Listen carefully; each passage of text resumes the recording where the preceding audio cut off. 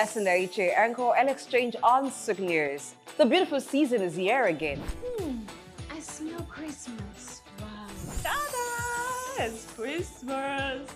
Christmas is a holiday where we celebrate the birth of Christ. It is a super celebration where we share love and many cheers.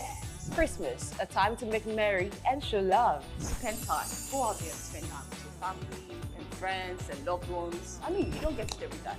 Get to see the family, get to She's so excited. I can't wait to have my plate of rice and chicken. We wanna wish you a Merry Christmas. We wanna wish you a Merry Christmas. We wanna wish you a Merry Christmas from the bottom of our heart.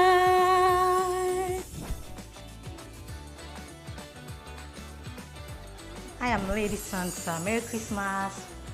I'm Adesiwa Iremosele. I'm a presenter and anchor right here on Souq News. And I'm wishing you a Merry Christmas and a prosperous New Year. Merry Christmas, have fun. I am Osama Zaida Hosa, Femi Watch Limited owner of Souq News and Watch Radio. Wishing you a very wonderful Christmas. Christmas represents the incarnation of God, becoming man and showing us the greatest of love. It's a season to love one another. Show love to your brother out there and let the love move around. Merry Christmas and a prosperous New Year!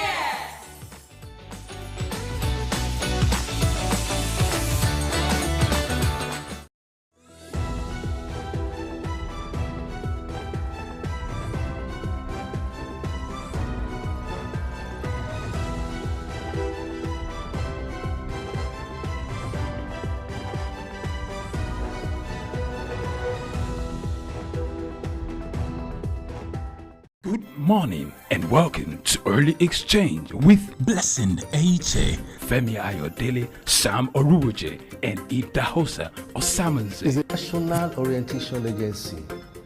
It's, as far as I'm concerned, very idle and unprofessional. If government says that subsidy is not in oil and government is not supposed to be paying subsidy in oil, Energy or whatever kind of off-grid solution we will be looking at. Today we are conducting mining today. Solid minerals, as an example, is, in no disrespect to anybody, is abysmal. We definitely need improvements in those areas.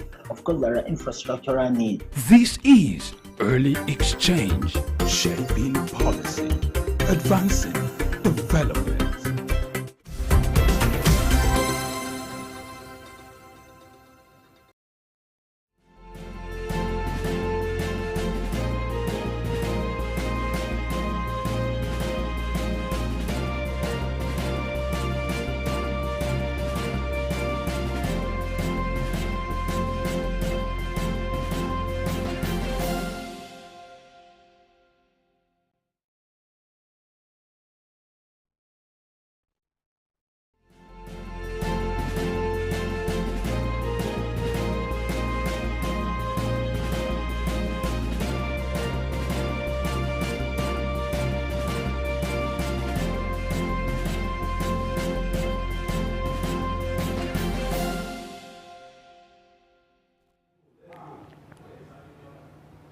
Good morning and a warm welcome to the morning news update on Souq News. I am Alfreda Ambe Bassi. First, the headlines. CBN investigates Titan Trust Bank's acquisition of Union Bank to ensure transparent transactions. NIMC implements streamlined protocols for date of birth modifications. Morocco launches social reform, provides direct monthly aid to nearly 1 million disadvantaged families. U.S. Trade Representative extends China's tariff exclusions until May 31, 2024.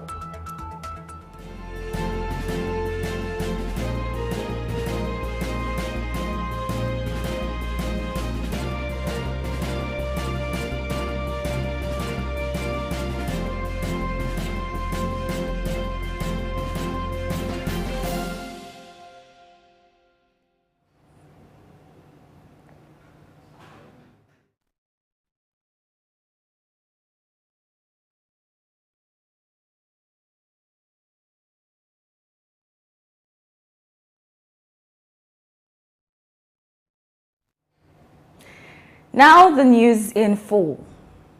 The Central Bank of Nigeria has summoned Babatunde Lemo, chairman of Titan Trust Bank, regarding the bank's acquisition of Union Bank. The summon is crucial for examining transactions during Lemo's tenure as the bank and their potential ties to former CBN Governor Godwin Emefiele. Lemo, former CBN Deputy Governor, received a directive to appear at the Department of Force Intelligence in Abuja on Thursday, alongside other key figures of the bank. The investigation uncovered alleged proxies used by Emefiele to establish Titan Trust Bank and acquire Union Bank with ill-gotten wealth, and the final report suggests recovered both banks for the federal government. And moving on, the Police Service Commission has dismissed a fake social media message asking candidates for the ongoing police constable recruitment to pay 2,000 naira for screening on January 8. The head of press and public relations, Ikechukwu Ani, while condemning the misinformation, clarified that the entire recruitment process is entirely free, with no fees required at any stage. The Commission, however, vowed to hold accountable any individuals attempting to exploit candidates, noting that successful candidates are directly contacted by the Police Recruitment Board with detailed information. And as the new year draws near, development economist Professor Chiwike Uba has envisioned the potential for positive economic shifts in 2024 and encouraged Nigerians to embrace a proactive financial strategy. He gave this advice during a discussion with the news agency of Nigeria in Enugu yesterday and noted the importance of adapting spending habits amidst the current economic landscape. While acknowledging the challenges revealed by recent Nigeria Bureau of Statistics data, indicating that 62.9% of the population faces multidimensional poverty, Uba sees an opportunity for resilience and innovation. With an eye on the alarming inflation rate of 28.20% as of November 2023, Uba expressed optimism that Nigerians, particularly the vulnerable, can exercise financial prudence, breaking away from traditional spending patterns. He emphasized the potential for positive shifts by leveraging cultural practices and adapting to economic realities.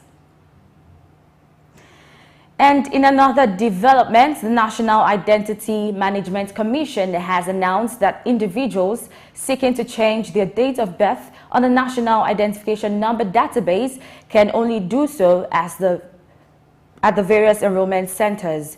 This directive follows the launch of the Electronic Civil Registration and Vital Statistics System by President Bola Tinubu, requiring Nigerians to provide an ECRVS certificate from the National Population Commission for modifications, including changes to the date of birth.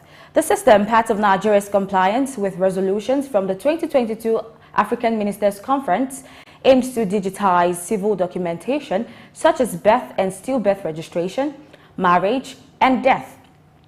Under the new standards, individuals can only modify the date of birth once in a lifetime at NIMC enrollment centers, replacing the previous requirement of the affidavit and payment of 15,000 naira. And now the National Bureau of Statistics has reported a 61.27% year-on-year increase in the average airfare paid by passengers, reaching over 81,000 for specified routes in November 2023. This signifies a 3.24% rise compared to the previous month, October 2023, and an 11.01% increase from November 2022. Meanwhile, the average transport fare for Okada transportation was 473.13 naira in November 2023, reflecting a 6.74% decline from October 2023, but a 3.07% increase from November 2022. For water transport, the average fare decreased by 3.08% loss on a monthly basis to 1,352.70 naira in November 2023, yet saw a 34.42% year-on-year increase from 1,006.33 naira in November 2022. And now we move to the aviation sector. The Nigerian Civil Aviation Authority, NCAA, has instructed airlines to share information on flight disruptions to empower passengers in making informed travel decisions amidst recent inconveniences. This directive was given by the Director of Public Affairs and Consumer Protection at NCAA, Michael Achimugu. He noted that the authority is actively monitoring operations, ensuring airlines comply with Nigeria Civil Aviation Regulations 2023 Part 19, adding that consumer protection officers are present to supervise passenger handling procedures and minimize inconveniences by overseeing airlines' provision of care, refreshments, and suitable alternatives to affected passengers.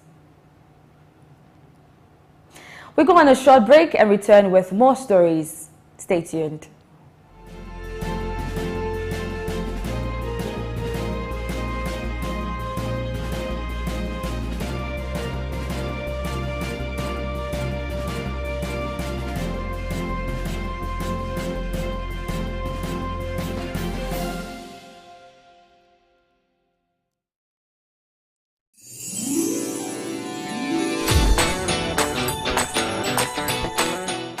Hi, I'm Blessing Aiche, anchor and exchange on Souq News. The beautiful season is here again.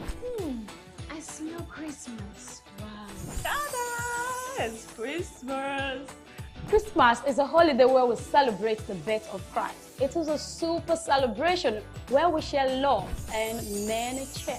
Christmas, a time to make merry and show love. Spend time. Go out there and spend time with your family and friends and loved ones. I mean, you don't get it every time. She's so excited. I can't wait to have my plate of rice and chicken. We wanna wish you a Merry Christmas. We wanna wish you a Merry Christmas. We wanna wish you a Merry Christmas from the bottom of our hearts.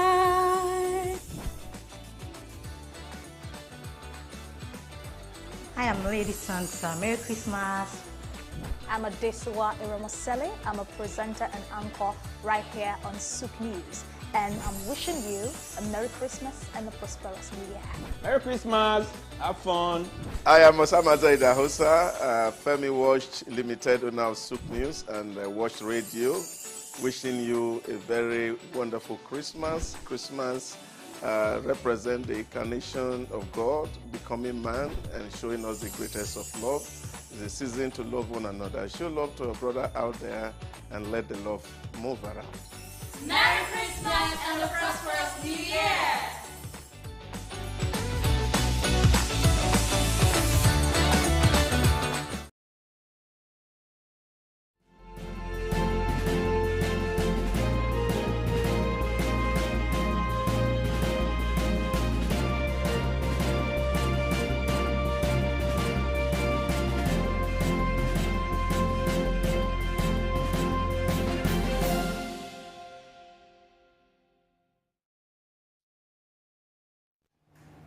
It's glad to know you're still with us right here on the Morning News Update on Souq News. Remember to follow and engage on all our social media platforms. We love to hear from you.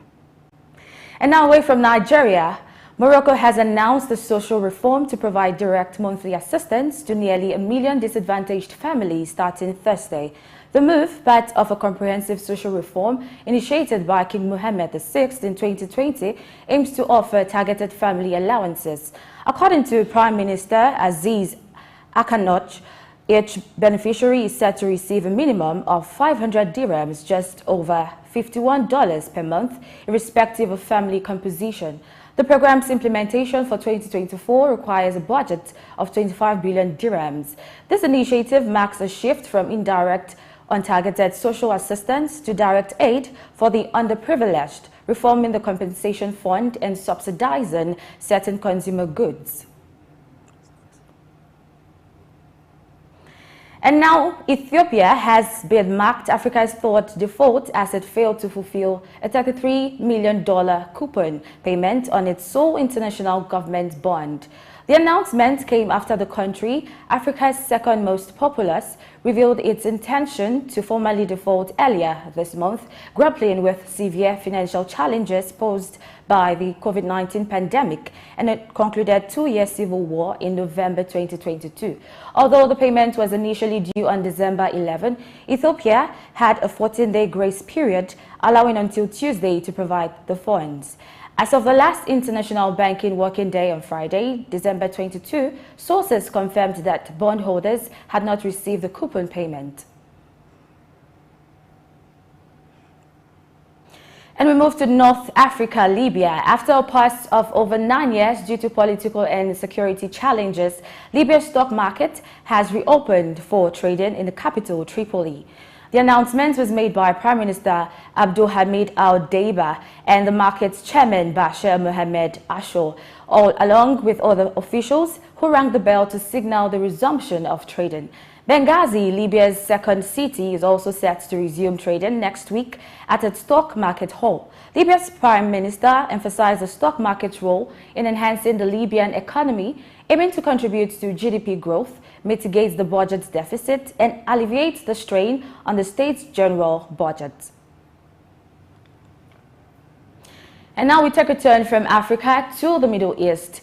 Israeli government has approved a $3.2 billion grant for Intel Core to facilitate the construction of a new $25 billion chip plant in southern Israel, marking the largest investment ever made by a company in Israel.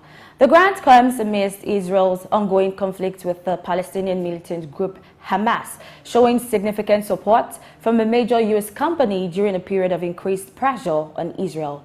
The expansion in Kiryat Gat, located 42 kilometers from Gaza, is crucial for Intel's global supply chain resilience, aligning with the company's strategic investments in manufacturing across Europe and the United States. Intel CEO Pat Gelsinger has been directing substantial investments globally to enhance the company's position in chip-making competition against rivals like AMD, Nvidia, and Samsung. Intel's shares rose by 1.9% in pre-market Nasdaq trading following this development. And now to the U.S. The Office of U.S. Trade Representative Katherine Tai has extended China's Section 301 tariff exclusions covering 352 Chinese import categories and 77 COVID-19 related items until May 31, 2024. Originally initiated by the Trump administration in 2018 and 2019, these exclusions encompass various industrial components, car parts, chemicals, bicycles, vacuum cleaners, and COVID-related essentials like face masks and hand sanitizing wipes. The extension, previously set to expire on December 31, allows for continued evaluation during a statutory 4-year review. And finally, the Biden administration has opted not to overturn a government tribunal's decision to prohibit the import of Apple Watches following a complaint by medical monitoring technology firm Masimo. The U.S. International Trade Commission's order, effective from December 26, restricts the import and sale of Apple Watches incorporating patent-infringing technology for blood oxygen level readings. Despite Apple's disagreements and commitments to returning affected watches to U.S. customers promptly, the decision by U.S. Trade Representative Katherine Tai to allow the ban to proceed reflects the administration's adherence to the ruling.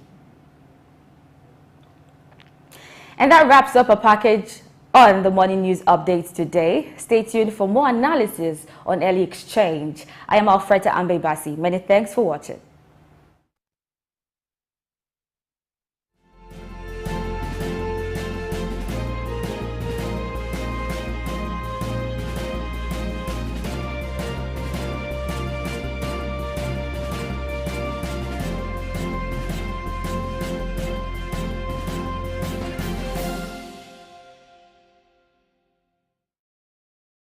I'm okay. My name is Raymond Bola Brown. Hi, my name is Fred Amata, and you are on to Souq News. If you are watching this channel for the first time, make sure you continue to watch it because this is Souq News. Shout out to Souq News. Actually, I don't know. I really enjoyed the little moment I spent with you, and I think with more of this. Souq News. Here's the Souq News who had the courage to transcend a locked off camera and actually have a conversation with a human being. It's a pleasure, Souq News. Thank you very much.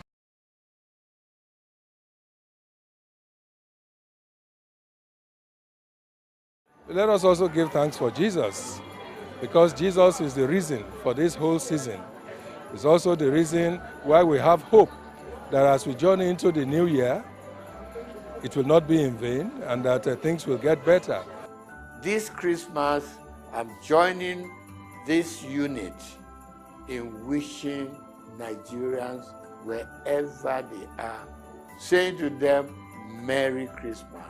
The church is wishing everybody a Merry Christmas, a happy and prosperous New Year. I wish everybody a Merry Christmas and Happy New Year in advance. I wish everybody in Nigeria Merry Christmas and Happy New Year in advance. God bless Nigeria. God bless everybody. Have a good Christmas. Have a Merry Christmas. I wish you all the best. My greetings go first to the President, His Excellency Bola Ahmed Tinubu, and his wife, Senator Remi Tinubu. As we celebrate Christmas, I want to greet the Lagos State Governor, Babajide Sanwo-Olu, the Oba of Lagos and his traditional chiefs, the Catholic Bishop of Lagos, Dr. Adewale Martins, and all Nigerians. I wish you all a very happy Christmas. Eko ni baje o, eku odun, eku yedun.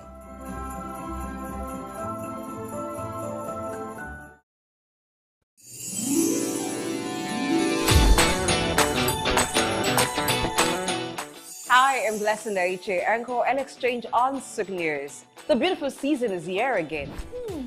I smell Christmas. Wow. Ta-da! It's Christmas. Christmas is a holiday where we celebrate the birth of Christ. It is a super celebration where we share love and many cheers. Christmas, a time to make merry and show love. Spend time. Go out there and spend time with your family and friends and loved ones. I mean, you don't get it every time. Get to see the family, get to She's excited. I can't wait to have my plate of rice and a chicken. We wanna wish you a Merry Christmas. We wanna wish you a Merry Christmas. We wanna wish you a Merry Christmas from the bottom of our hearts.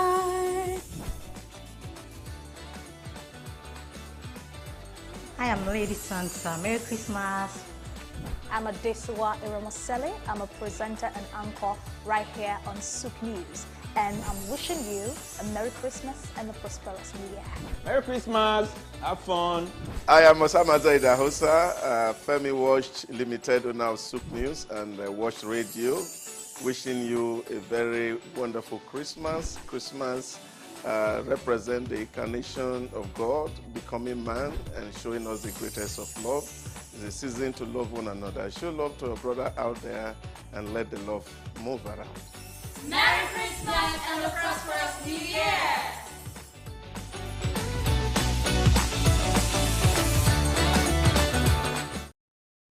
Good morning and welcome to Early Exchange with Blessing H.A. Femi Ayodele, Sam Oruoje, and Idahosa Osamanze. It's a national orientation agency. It's, as far as I'm concerned, very idle and unprofessional. The government says that subsidy is not in oil, and government is not supposed to be paying subsidy in oil. Energy or whatever kind of oil-grid solution we will be looking at. Today we are conducting mining today. Solid minerals, as an example, is, in no disrespect to anybody, it's abysmal. We definitely need improvements in those areas. Of course, there are infrastructural needs. This is Early Exchange. Shaping policy, advancing development.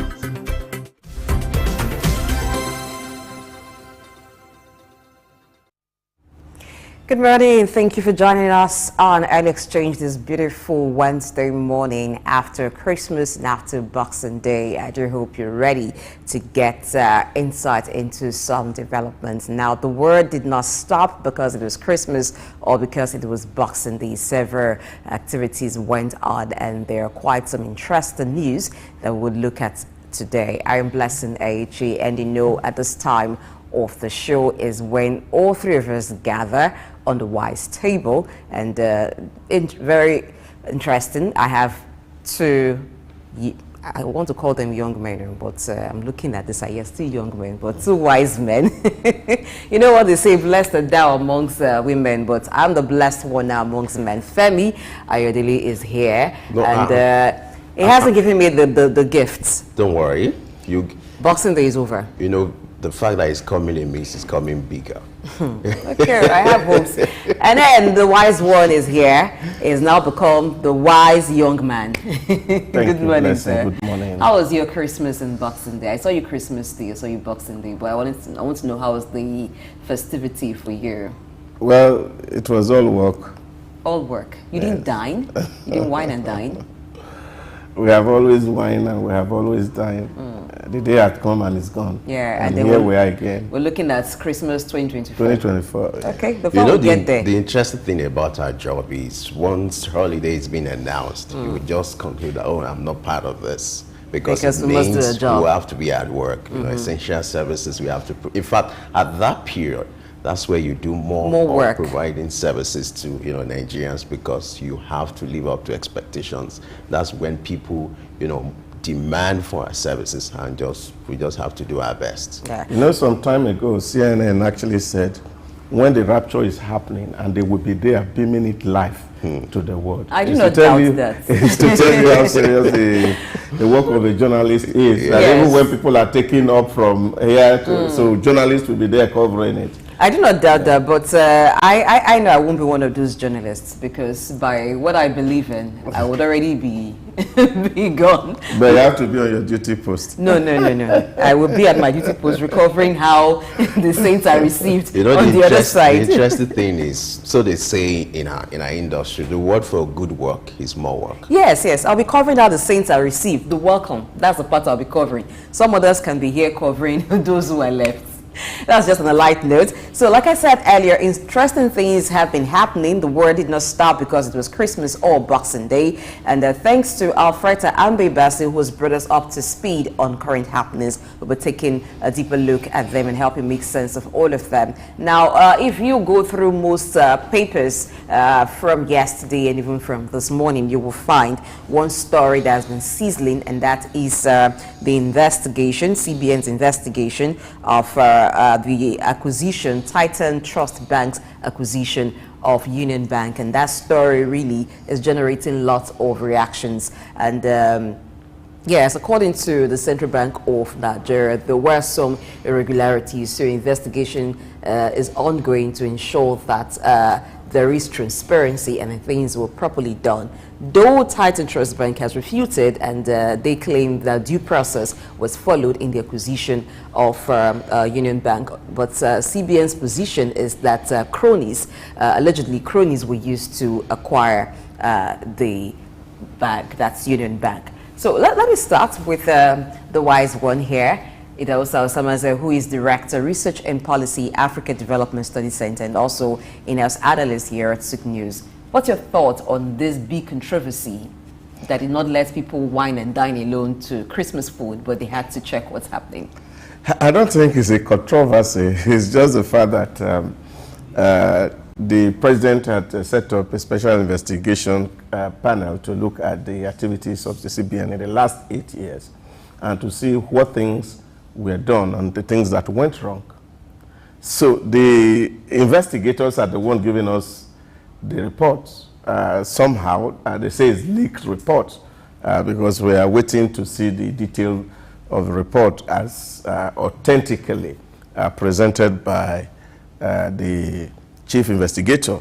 The whole idea here is the fact that there's a lot of shady deals that are going on in our climb, and that's to the shame of a lot of us who participated in all these shady deals that are going on behind scene in the Nigeria state.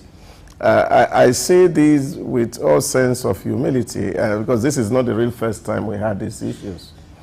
The acquisition of bank in Nigeria has always been along this line, but it's just that somehow people don't pay any close attention to some of all these details. And the people who sit at the Apex Bank there can sit down, manipulate a whole lot of things, and then, you know, people raise issues. For example, when Intercontinental Bank was acquired, and say the acquiring bank was less in terms of asset than the bank they acquired. But it went through. And somebody had his way because he knows somebody who is sitting somewhere with some very big power, oppressing another person, and then, of course, those assets are done. And that's what CBN is saying. And I've also seen that, of course, people have put out paid advert there. Yesterday or so, the police has invited one of such persons to come and clarify himself. Because what he put on the newspaper and the oral evidence that he gave to the panel seems contradictory. So we really need to know how this transaction happened. That people are moving money around just to acquire assets, and this is not healthy for us as a people. And this is why people are always say that the problem with this country has been the elite, who sits comfortably around state structures and use it to feather their nests. And this is one of the things that the president has said in one of his interview, that the Nigerian state cannot continue to suffer at the hand of this very greedy elite who takes everything and put it in their pocket. This is what we see today, that all this happening, one person just wake up one morning, suddenly become a multi-millionaire, and then you are using all manner of people. Because the issue here is to say that, of course, you are using people to front for you, and you are thinking that those fronts will not be seen. And the investigator says that these two guys that you say that are the majority shareholder in this company, we actually have sent a letter to them since June or July, inviting them to come testify before the panel. Why are they be on the run? We wrote, and the secretary of the bank said that they were on holiday, that as soon as they come, they will come in. If they are genuine investors, let us see them. And this is what has been happening, really, where you see people fronting on behalf of the greedy elite in this country who have access to the coffer of government. And when yesterday I was reflecting on these issues, and I said to myself, no wonder Babangida said, look, he didn't know what kind of resilience that Nigerian economy had. That in all the pillages, the economy is still standing. And I think we can do better. You know, I was the moment I saw the story, or I read the story, honestly, I was bothered, I was troubled. You know, what went through my imagination is, because part of the allegations there is the fact that the former CBN governor had to flow like 593 accounts in US, in UK, and China using proxies, and, you know. And I was wondering, how could an individual, you know, decided or allegedly decided to hold like 593 accounts, you know, offshore accounts, and for what? All the billions of naira. You know, they're in the realms of allegations, but these allegations are somehow weighty and cannot be waved aside, because you must understand that he who comes with equity must come with clean hand. For someone occupying the office of the CBN governor, the perception is that person has to be someone of integrity, someone of unquestionable character. And so when these kind of allegations are in the public space, it bothers people like me, and also just like Nigerians. And the impact of that is the trust deficit that people, you know, that we exhibit when it comes to banking. You're looking at TTB and the Union Bank that's been affected. You look at the plight of the customers. Definitely that will give birth to, you know, panic withdrawing, because banking is all about trust. And when these kind of allegations are flying in the public space, what naturally customers will do, oh, let me ensure that my money is safe. And that's why CBN is trying to intervene. Yeah, it's good. CBN is performing its role. And if you look at the personalities involved, there are people who should know better. You know, of course, these are allegations, but these kind of allegations are so sensitive that you will understand that with what this investigator has done, they've gone far. And so much is expected from this set of people. If you look at Tunde Lemo has been director of operation for CBN for years. So when it comes to the nitty-gritty of CBN, everything about CBN, everything about he has seen all. And now as the chairman of TTB, you will have expected that, okay, he will have done, though he has defended himself. Yeah, but this is the issue, is the fact that because he's an insider. Yeah. We see him now as a very big man. Now, what had happened here is to use the privilege of office to empower yourself, and to the detriment of the generality of the people. And I think this is the real issue which we face. You see, sometimes we can point hand to one man, in quotes, and you think that you have people who are working with you, because you just raise the issue of the Union Purchase Bank, because in that whole report there's so much that is inside it that so that we don't mix them up. Yes. There are so many things inside that story that we don't want to mix up, but this is just the sales of the floating of Titan Bank. You are looking at the purchase of Keystone Bank, looking at the purchase of Union Bank, and you are seeing the hand of the same people around it. And this is what is happening. And this is because people use the privilege of their office to enrich themselves.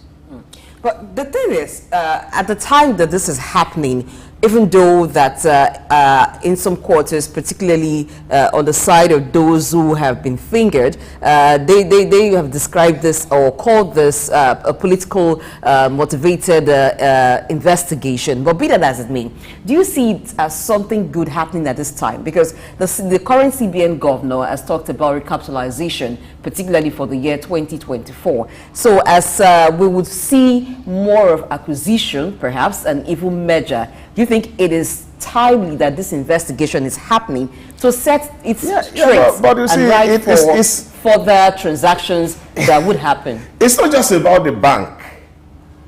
It's about the general operation of CBN, where abuses happen. That's all that they are. You see, CBN in the last 8 years had done so much havoc to the Nigerian economy that, you see, they only drawing our attention to some of the things that happen underground in CBN.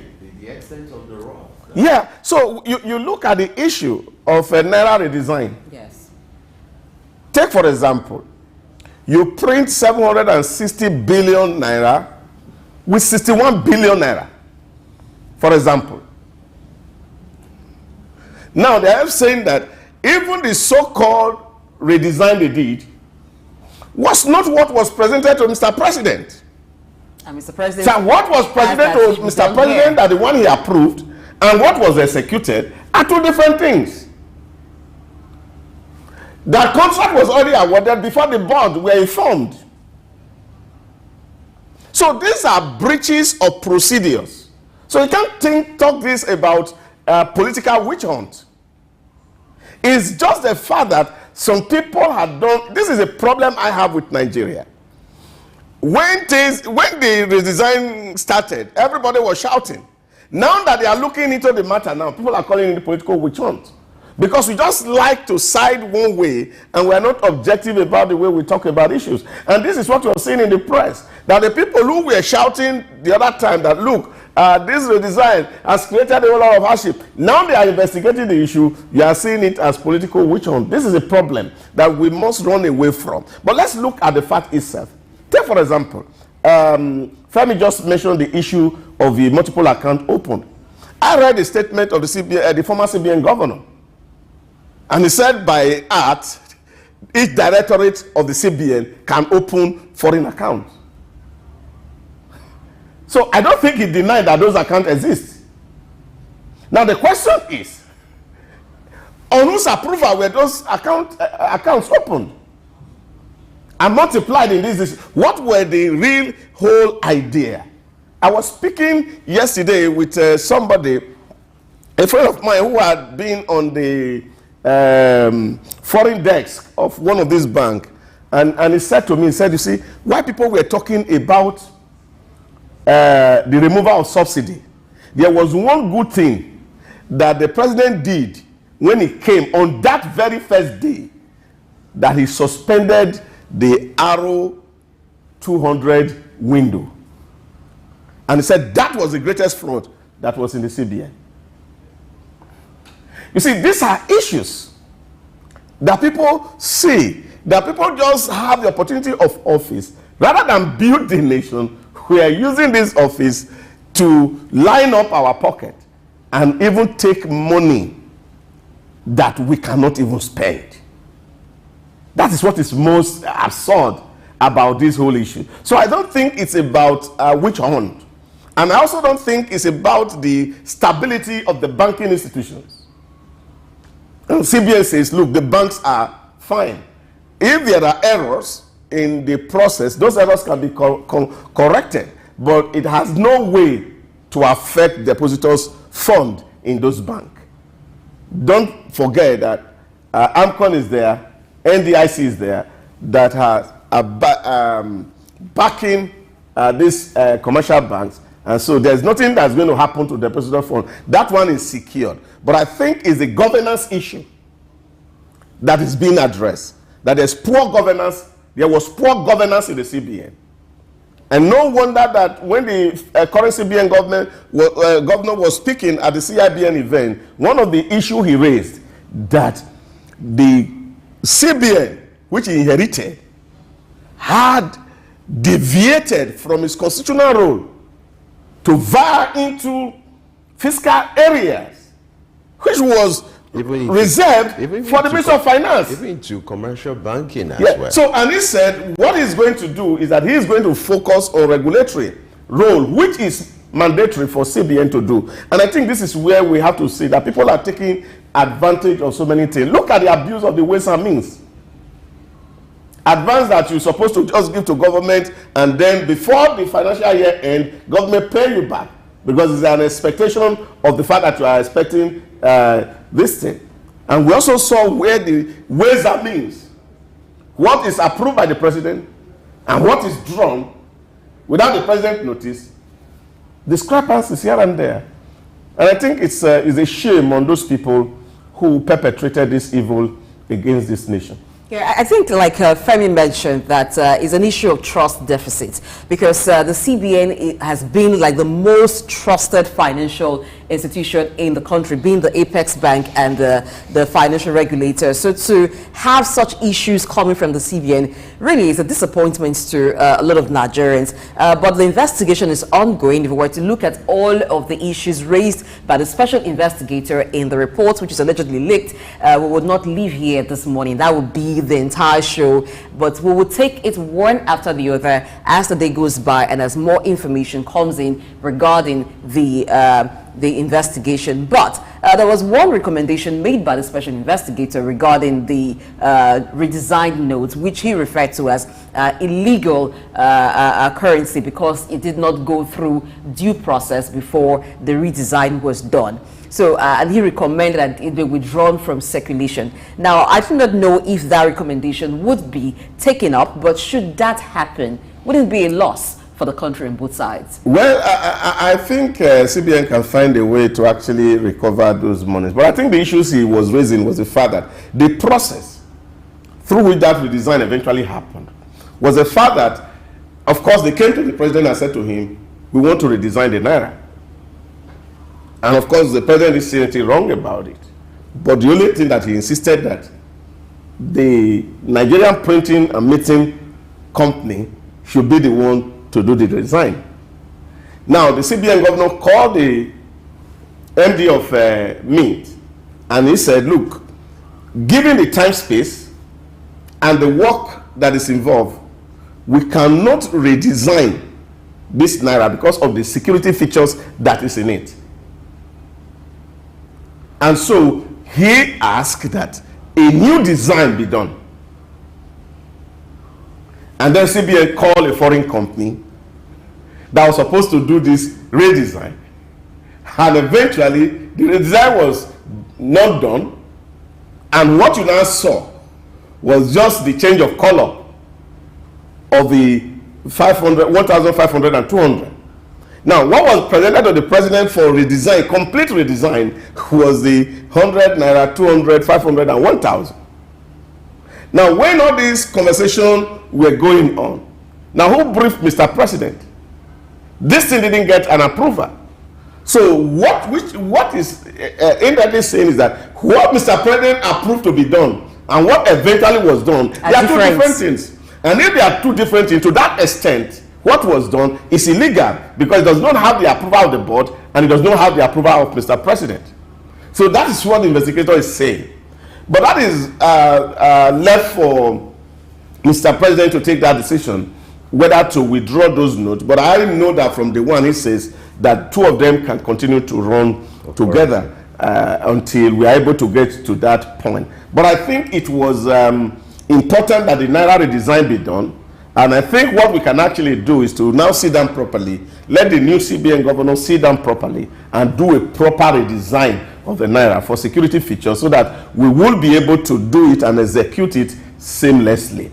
Yeah, but if you ask me really, and if this is going to be done, I will continue to insist we must phase out higher denominations in Nigeria. But if that should be done, Femi, do you think it should be something that happens in about a year or two, considering the cost of even printing the money? Do we need to go that route right now? You know, the mistake the former CBN made was to have told that this thing could be done within 3 months, few months. If you look at other climes, UK and, you know, the two notes were on concurrently for like a year or more because the logistics involved, even to redesign this, you know, the problem is not the idea, the concept of redesigning the Naira, but it's just the implementation. It created a lot of bottleneck. In fact, it was really disturbing that even a critical stakeholder like the Ministry of Finance was not even being carried along. And I felt the former CBN governor should have been long investigated before now.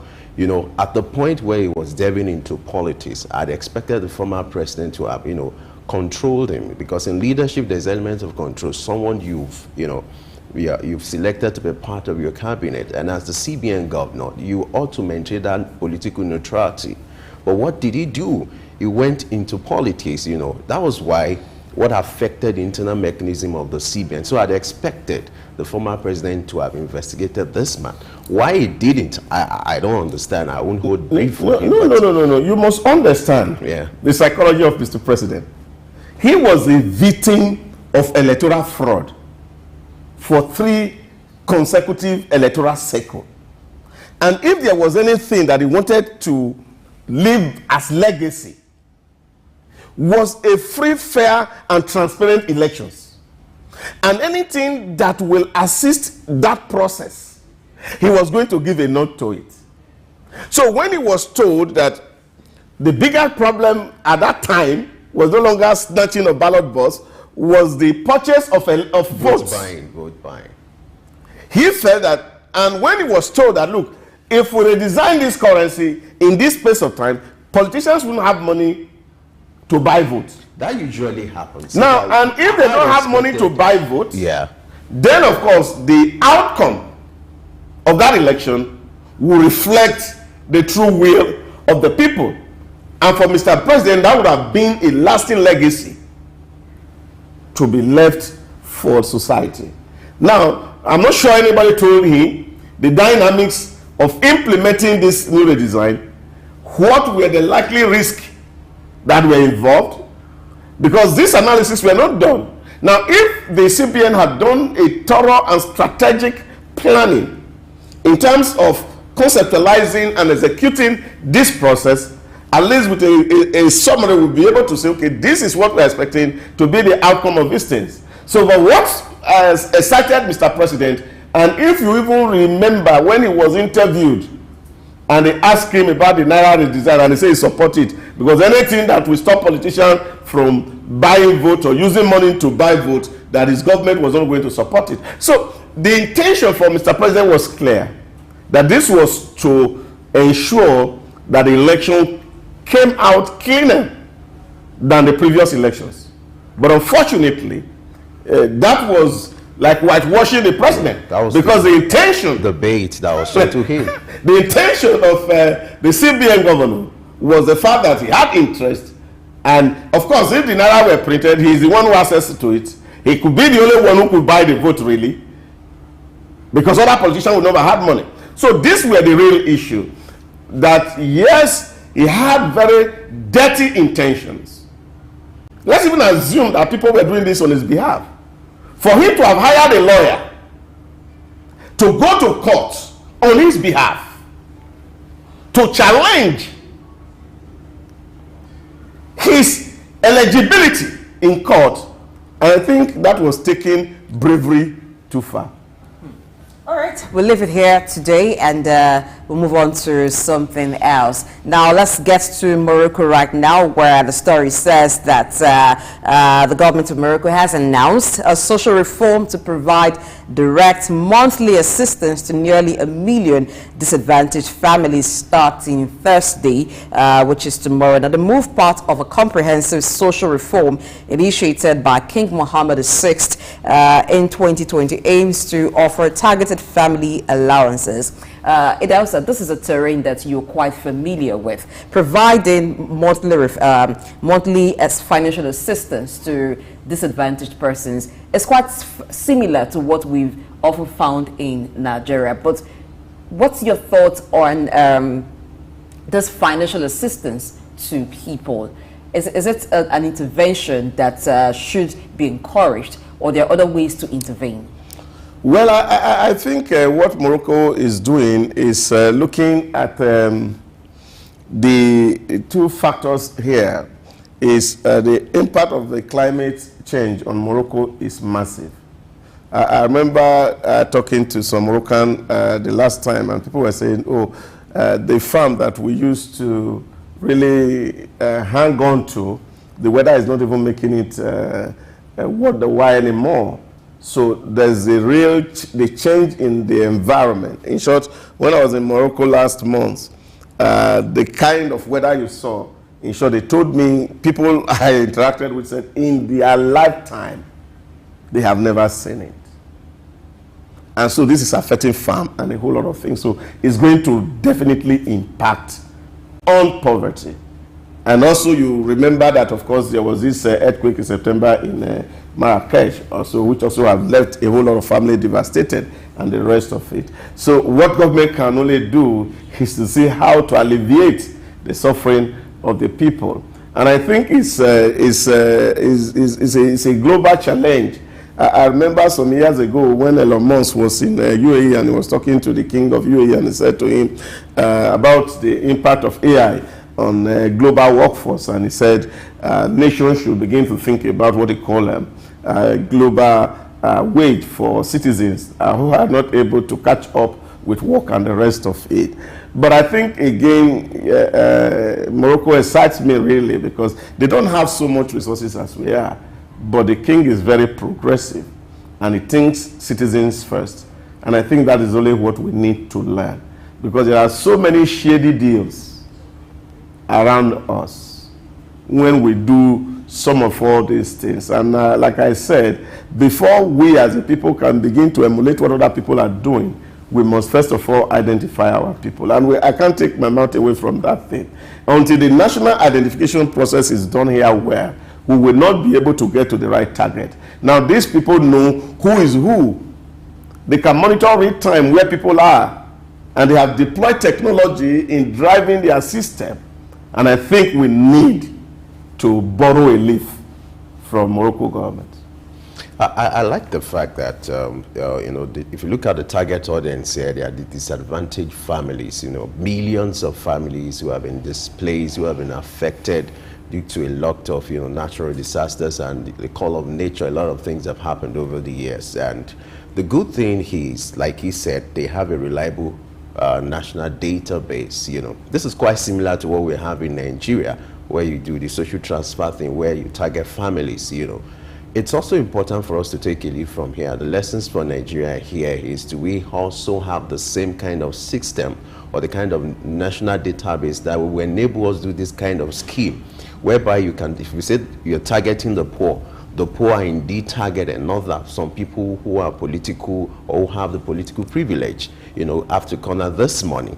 And so it's a lesson for us. And the essence of governance is to make life better for the citizens. And if the government of Morocco is thinking in this direction, it's a good one. You know, I like the fact that, you know, there's a framework where you are having $51 per family, irrespective of the size or the number of people in that family. It's a monthly allowance, which is just to assist them for them to be able to cater for their living, meet their daily demands. And so for me, it's a good thing. But for Nigeria, which is also, if we compare the two sides, the lessons for Nigeria is for us to have a reliable database. You're aware what happened to our social transfer, whereby the new minister has to stop it because of the allegations, you know, that went around the scheme.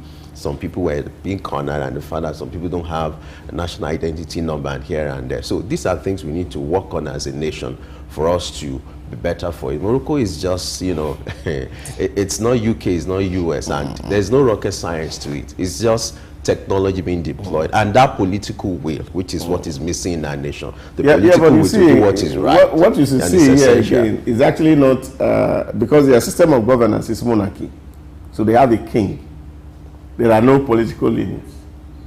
And the real problem that affects our social scheme here is political leaning. If PDP is in power and they want to do empowerment, they are targeting votes. So it's not universal. So it's only their party member that get it. Now that APC is in power, it's only their party members that get it, because they are using it for campaign. And that is the truth. So those who get the information, who are going to register, is going to be one party stalwart in one local government who is driving which name gets into that database. And that's where it is wrong. List. And you see people really who don't need those social intervention find their names on that list. At the expense of those who really need it. So you can find that in one family, 3 or 4 people's name will be on the list. And this is where the real problem is for us, when we politicize good intentions, so you don't get the desired results. And I think the only way to do this is through a proper database, which is of course the National Identification Scheme, where of course we'll be able to actually assess and know who is doing what, who has what, who needs what.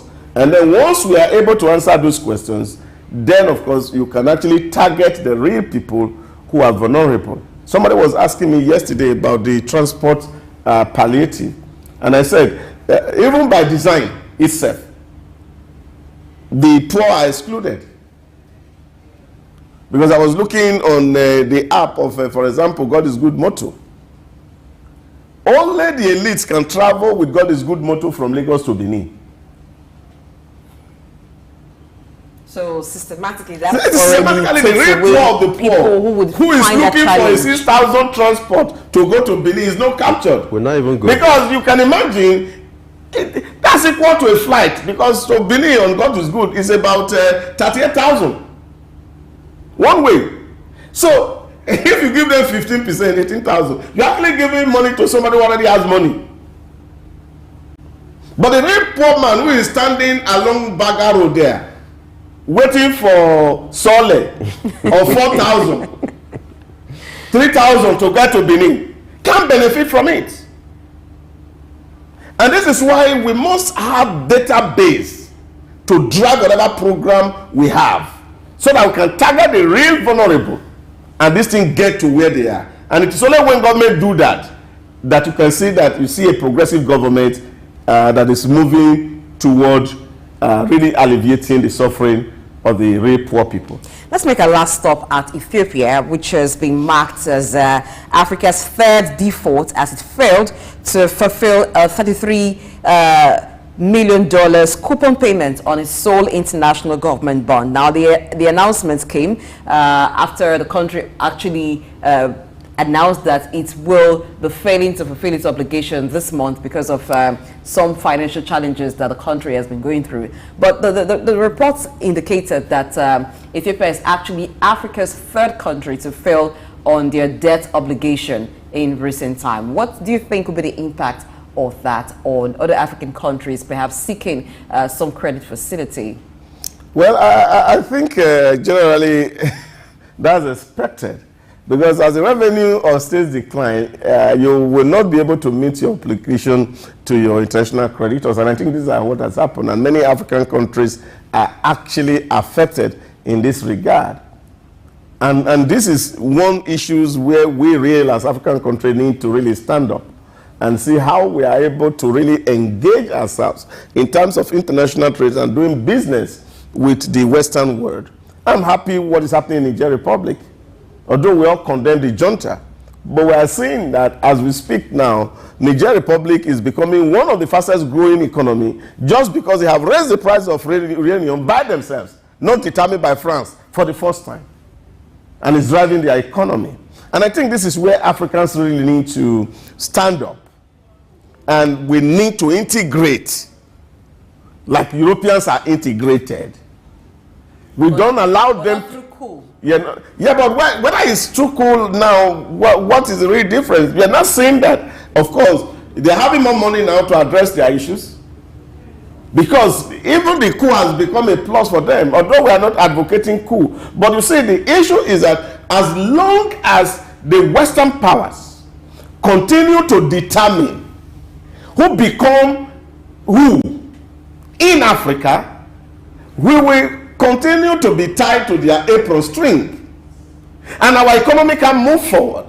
They determine who we can trade with. They determine who we cannot trade with. They determine who we can do business with. They determine who we cannot do business with. As long as they continue to do that, Africa will remain here. And that's why you see, when we are doing politics, we have to go to Chatham House to go and do debates, because we are thinking that we need to impress some certain power elsewhere.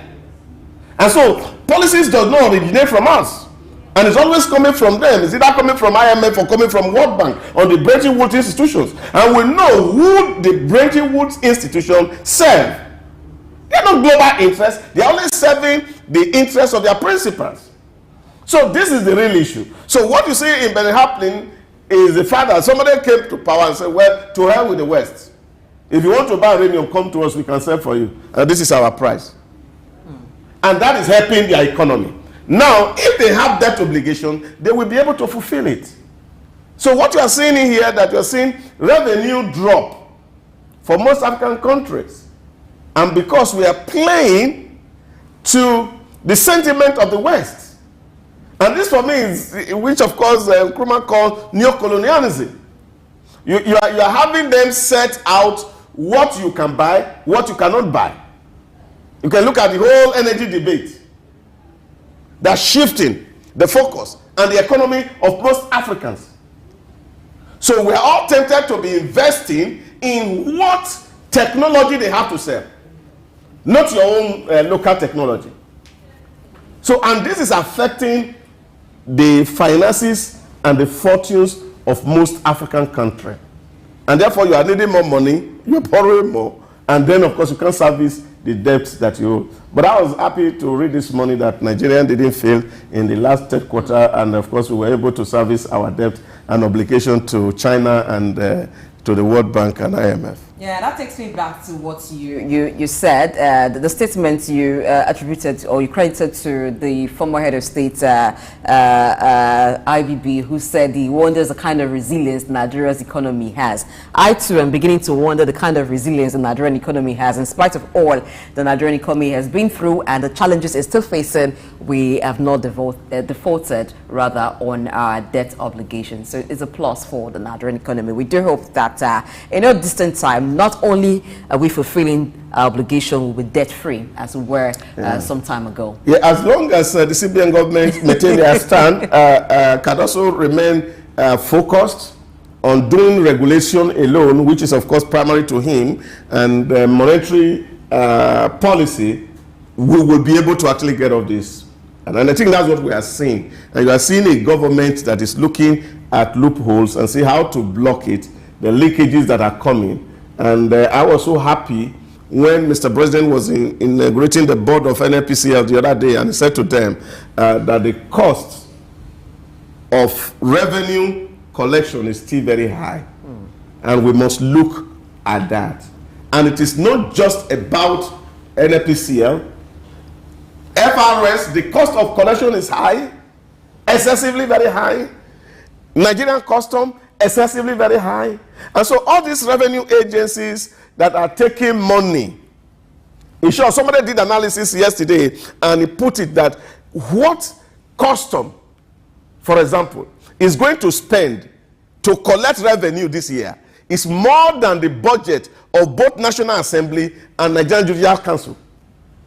So which means two arms of government,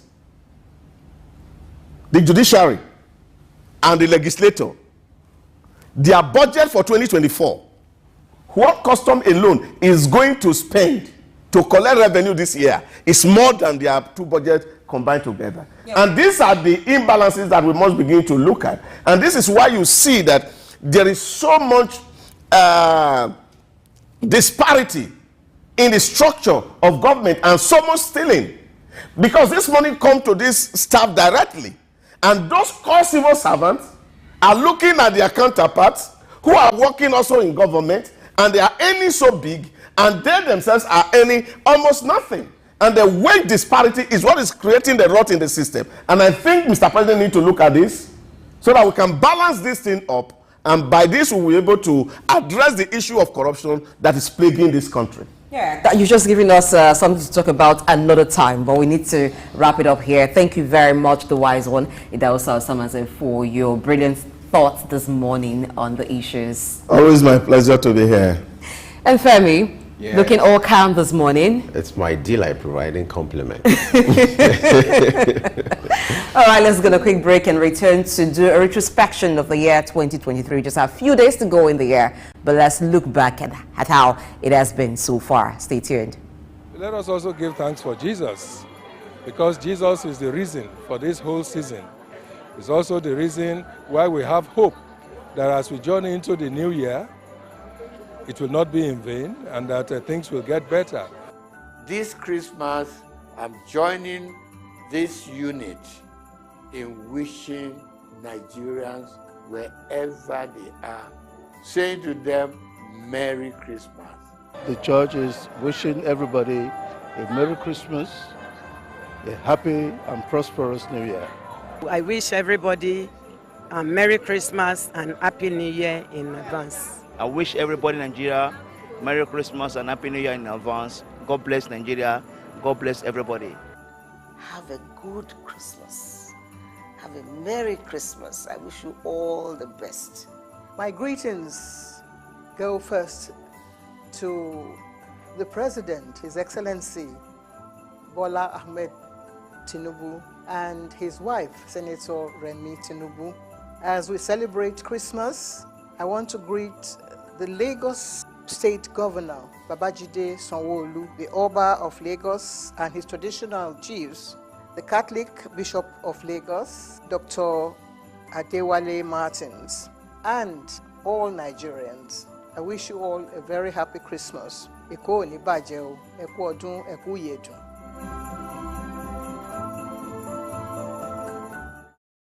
Morning and welcome to Early Exchange with Blessing H.A., Femi Ayodele, Sam Oruoje, and Idahosa Osamaze. It's a national orientation agency. It's, as far as I'm concerned, very idle and unprofessional. If government says that subsidy is not in oil and government is not supposed to be paying subsidy in oil, energy or whatever kind of oil-green solution we will be looking at. Today we are conducting mining today. Solid minerals, as an example, is, in no disrespect to anybody, it's abysmal. We definitely need improvements in those areas. Of course, there are infrastructural needs. This is Early Exchange. Shaping policy, advancing development.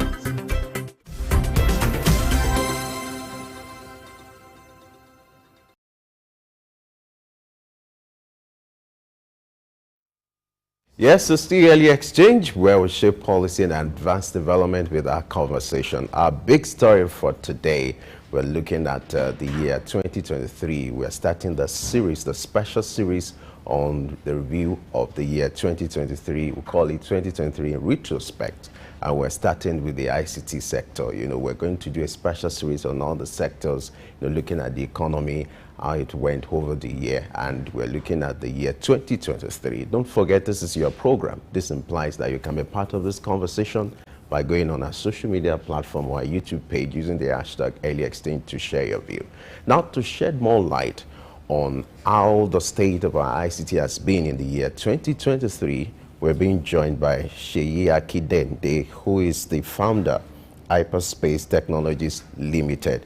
Seyi, glad to have you join us on Early Exchange this morning. Good morning and compliments of the season to you and the team over there.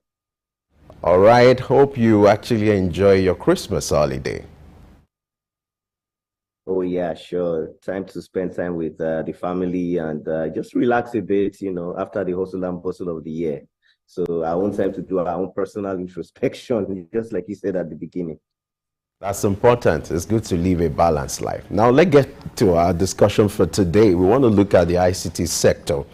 I would like you to give us an overview, in your own estimation, you know, the performance of the ICT sector in the last 1 year, looking at the year 2023. What are the high points for you and what are the low points? Great intro question there. And yes, ICT is, I think, is becoming a powerhouse now for the nation of Nigeria. It's probably the only sector where we can sort of measure traction and see, you know, real. And like you rightly asked, a summary would be like it's in terms of growth and economic contribution, we've seen a rapid expansion in Nigeria's ICT sector, which has shown enough traction in growth and significant contribution to the national GDP. And we've seen it through the mobile penetration. We've seen this through the internet penetration, as well as, you know, some of these government initiatives, especially led by, you know, the Minister of Communications and Digital Economy, closely followed by the NITDA, some of the initiatives they come up with during the year to boost that sector. And I think it's done really well. Then in terms of even tech hubs and the startups that we've seen the country has become a hub for, especially Lagos State has become a hub, you know, for startups, Abuja as well, Port Harcourt as well, attracting both local and international investments. At least we've seen some of these foreign direct investments coming into some of these local, you know, startups. That's by way of economic and the growth contribution. Let's then, if you look at it from the perspective of, you know, infrastructure development, we've seen, you know, in the telecom sector, we've seen substantial progress in, you know, some of these telecoms infrastructure, you know, upgrades to some of the 4G networks by the telecom providers, as well as, you know, some of these rollouts for 5G. We've seen 5G. We've seen some of the telecom providers come up with their, you know, 5G offerings. Yes, it's still a bit pricey, but at least we're seeing penetration and is helping to boost that infrastructure. We also saw something like Elon Musk Starlink also made a debut this year. You know, so for people that are in the rural areas that are, you know, they can't get masts and all that, they can actually leverage, you know, on that satellite communication as well, which has been licensed, obviously duly licensed by the federal government. And then obviously things like data centers and cloud computing, we've also seen, you know, a lot of improvements in that. And then we've seen a lot of government initiatives. I'm sure as we go along, we'll talk about some of these government initiatives, from digital transformation to regulatory environment. Just last week, we just heard that in the year, some of these AI blockchain adoption policies were passed. Just last week, we saw that the CBN has unbanned, you know, some of these activities of virtual asset providers. You know, so a lot of it is gaining traction. Of course, there are still challenges and opportunities. I'm sure as we continue, we'll talk about it, as well as some of the impacts. So overall, it's made a significant impact in Nigeria's economy this year. All right, congratulations to you, Shei, on the ICT sector being the second largest contributor to Nigeria's GDP in the year 2023. Just it fell behind agriculture, maybe because everyone eats food to live and to survive. So maybe that's why agriculture got more. But it shows that the ICT sector is doing quite well. But let's look at some of the challenges that the ICT sector faced in the year 2023. Now, you've talked about a lot of ways that the ICT sector contributed to the Nigerian economy, but let's look at some of the challenges that made it not do so much than it did in this year. Yes, again, the ICT sector, we still need, it's still to get into it, Nigeria is still, as much as we try to say that we're a nation of 200 million people, the purchasing power is still a bit low. It's still one of the lowest possibly in the world. And when you're talking about ICT, you need funding, you need purchasing power, you need, because this is, first of all, if you look at even an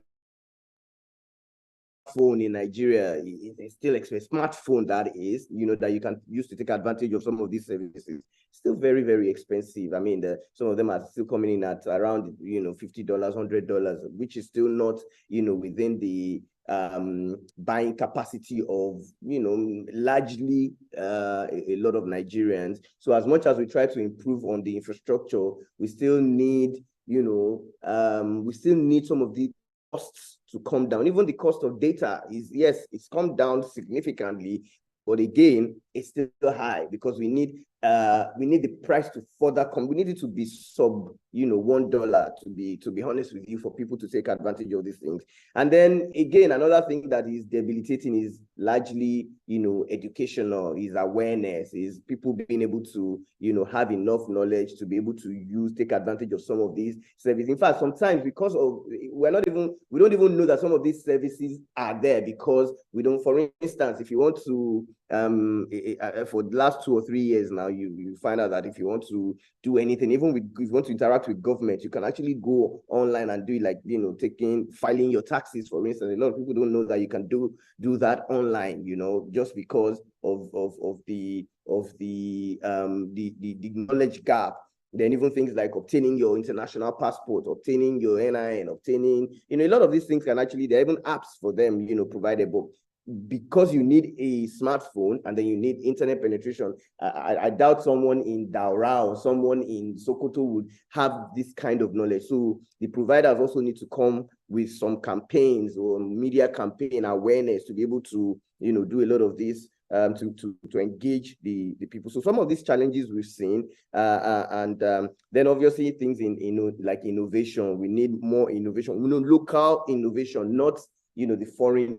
Like this year, there's been a lot of talk about AI, but I doubt if anybody is actually, we are consuming, these things that are being pushed to us from other parts of the world. But we need to also develop our own, for instance, local AI database for our own local records. So for instance, I want to know about, the history of Nigeria. I need to be able to prompt, so that it's not giving me something that somebody else has put in there. So we need to create our own database for these things. So those are some of the things that, are still challenging. And then, lastly, maybe around the areas of collaboration, people, companies, data centers, ICT providers coming together and leveraging on each other's skills to collaborate and, present one unified front to citizens. So some of those challenges we've seen, but I think there aren't things that we cannot solve, but I'm sure in the coming years, especially with the new minister, have, I'm sure, he's working towards that as well. One of the significant things that happened this year is the rollout of the 4G or 5G, network, which was quite significant. But in your opinion, what do you think should have been done differently? What do you think has been the impact of this rollout of 4G and 5G networks? And what do you think could have been done differently to have made more impact with this rollout? They could have involved a lot more of, the private sector, a lot more of the, the consumers to actually ask, okay, so what do you guys need? What do you want us to do? The infrastructure, you can't blame them because obviously, again, these things are very capital intensive, and a lot of these providers probably sought, foreign funding for it. So there was probably no room to interact with and engage with local participants to know exactly our pain points, to know exactly how the use cases to which we want to put this. And as well, Nigeria is it's sort of like an exaggerated market. That means that if you bring in something that moves, it truly moves. And if you bring in something that it truly doesn't move. So when the adoption of 5G has been by and large low, probably in my own thinking, because of the cost. So that's another thing that they could have engaged on more. Maybe the data should have been priced in such a way that it's more it's user friendly to the end consumers, probably, but overall, I think that some of these things can easily be overcome, maybe by going back to the drawing board to see, what can be changed. Maybe instead of using certain equipment, you should have used another one. But I think it went well. The 4G is here to stay. 5G, obviously, too, because going forward, everything in Nigeria now is moving online. This interaction we're having is online. Without connectivity, I doubt we'll be able to, to have this kind of interaction, if we go back to maybe 5 or 6 years ago, so everything is moving online. Government services are moving online. Private sector services are moving online. Very soon, would have a raft of online services, e-commerce, e-voting. A lot of these things will move online and will definitely need connectivity. But what we just need, what I want to implore the providers to do, is to sort of look at the entry price points for these things, so that it caters to a lot more general audience from and Nigeria's population. I heard about 50% of them are between the ages of around 18 to 45. So, and as these people are growing older, everything will continue to move online. So we would need those price points, to come down. So those are the two areas where I think will have been improved upon, and then probably stakeholder engagement as well as the price points for these services. All right, let's look at talent gap. Now, the demand for ICT professionals outstrips the supply. What kind of skills gap solution do you think will work for the sector?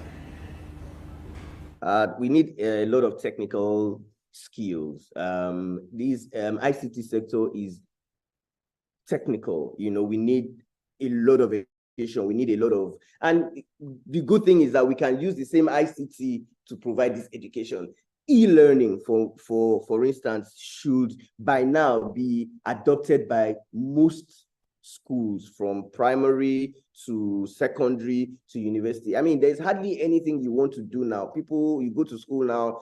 I don't think back in the day when we went to school, you have to do assignments and write down and, copy notes and all that. These days, there are portals in school where you submit your assignments, your lecturer sees it, marks it, sends the results back to you without ever interacting with the paper. So I think now what we need to start to build this technical foundational skill in young people, because if you look at advanced countries, they get, if you go to even in Asia, Southeast Asia, Japan, Korea, a lot of these kids are already getting trained on, coding, on AI, on robotics. So we need education here.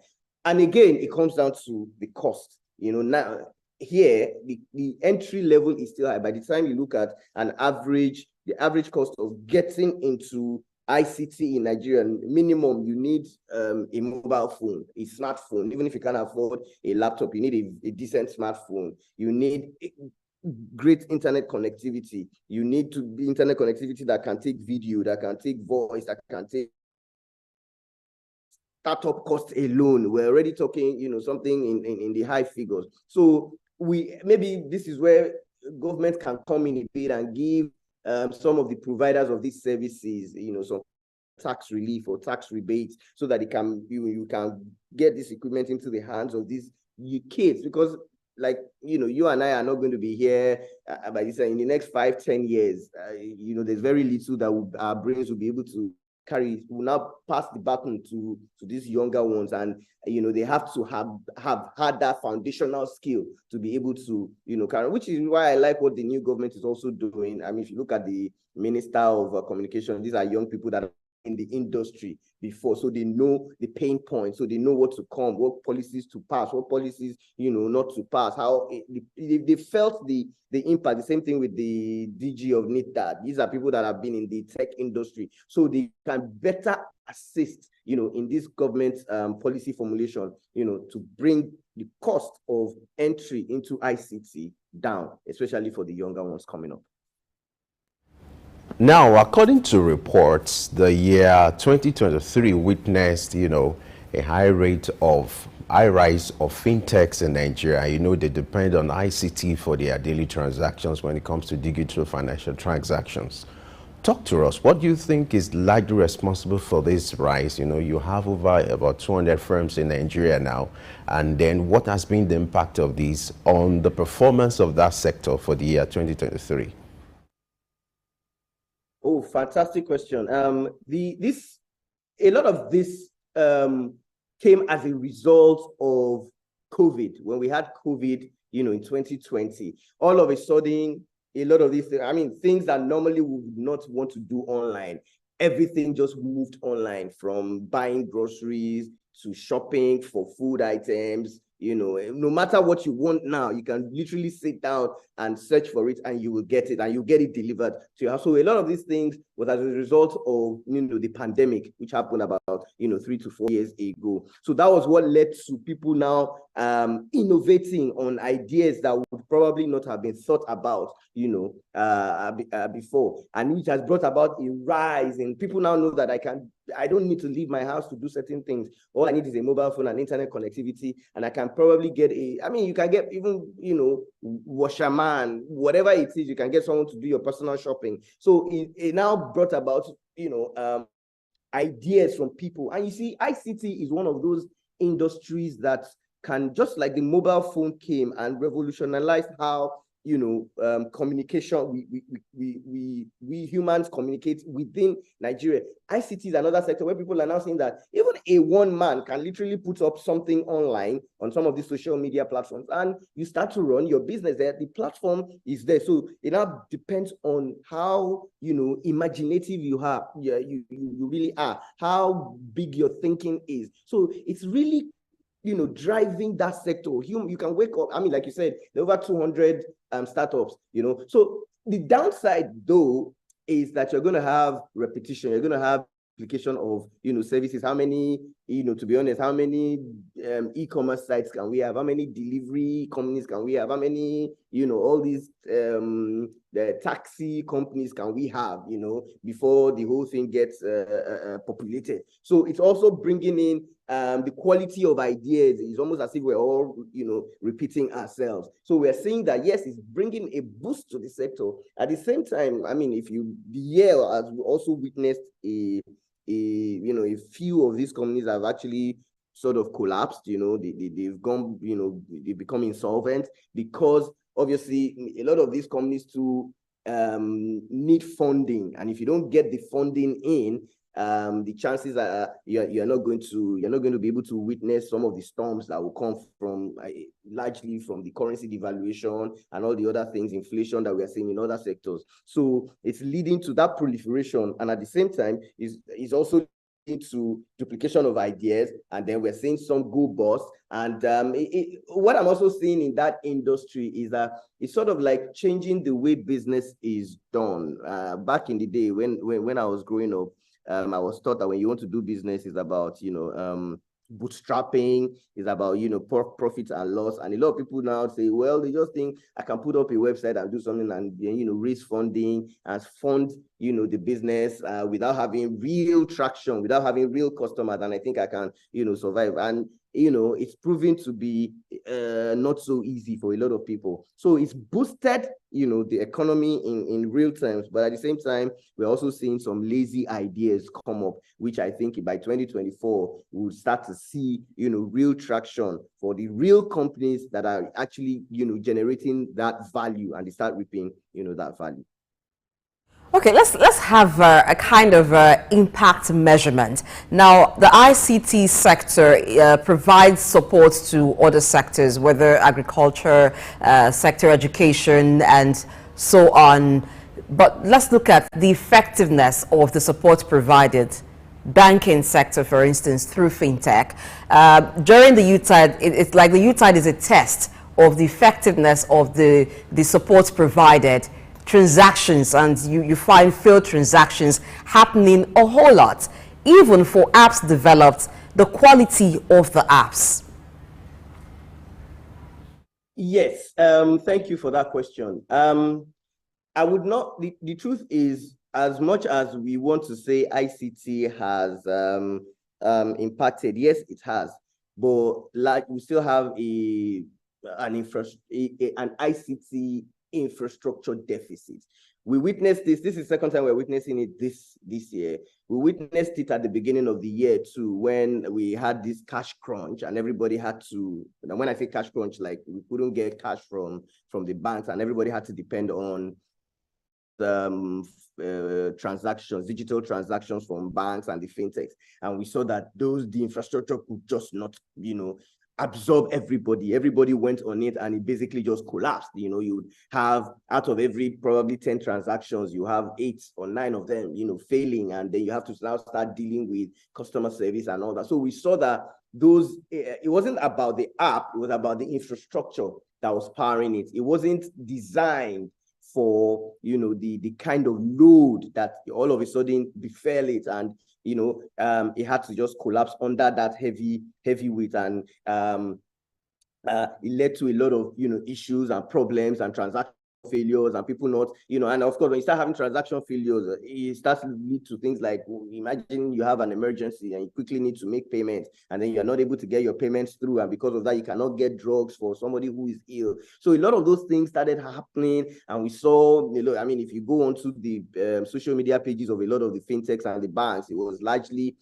driven by people complaining and you losing money. And then number two, it also gave rise to, opportunity for people to defraud. So because people now knew that, the infrastructure was failing, so people started taking advantage of the system. They say, I've sent you go and do a transaction, someone claims to have sent you payment, only for you later to see that you've given the goods, obviously because thinking that it will come in at some point. Then you find out later that the person defrauded you. Then I also think one contributory factor to a lot of these things is this, like we call it jackpot syndrome. A lot of the technical people powering these fintechs and these banks, had to leave the country. And when you have skills like that, these are real skills that you can't teach in a day. So it's not like you just get somebody off the streets or somebody off the university and then plug them and then you tell them to take over from someone who's been doing it for like 5, 6, 7 years.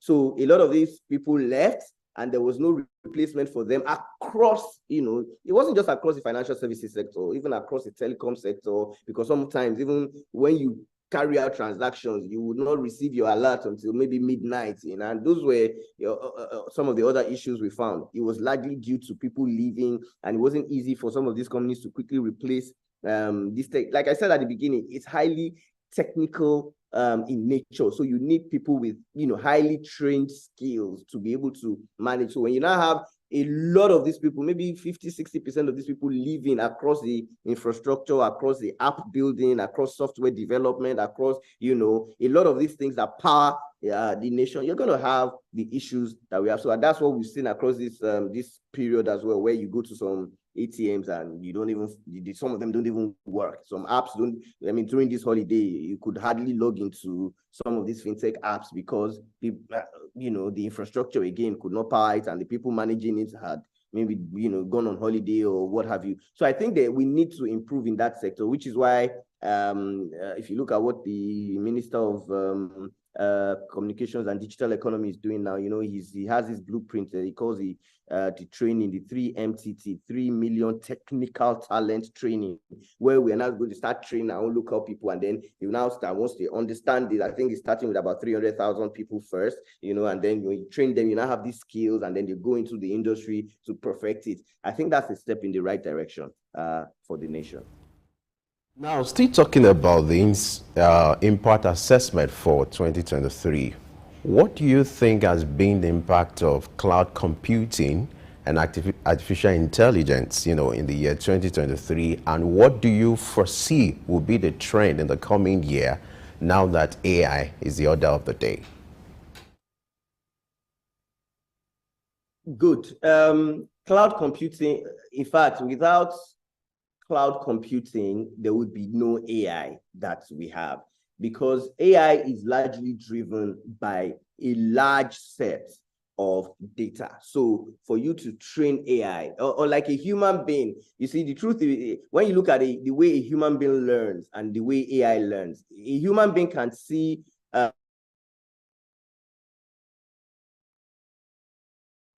being a man and a picture of a woman, and immediately in the human brain, the next time he sees a man, you will know that this is a man without loading it with more data. But you see, when you're training AI, you need to show, so for you to let the AI know the difference between a man and a woman, you need to present the AI with like a million pictures of a man and a million pictures of a woman. Then in itself, it uses an internal algorithm to check some of the features to know, so that when next it sees a man, it will be able to recognize. So for you to do that, you need a lot of infrastructure.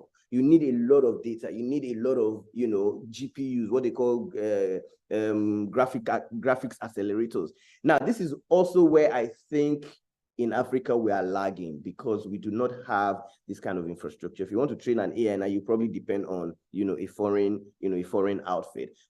We're basically consuming, which is why I said at the beginning, we need to start moving from consumption to production. So we need to start to have our own data sets, because you find out that most times some of these companies that train these data sets, they train them on things that are peculiar to their own environment. They train them on things that laws, they train them on events that are peculiar to the Western world. So when you're looking for something that is specific to the African context, we really do not have it. So where I think AI would go, which is my own personal opinion, and I think that's generally what would happen, is we're going to have alignment of AI and vertical industries. So there's going to be, say, an AI, let's say, for instance, let me take an industry like the legal industry. A lot of people do not even know the law of the land. They don't know the laws of the land. They don't know the laws as it pertains to them. And that's because there isn't a there isn't a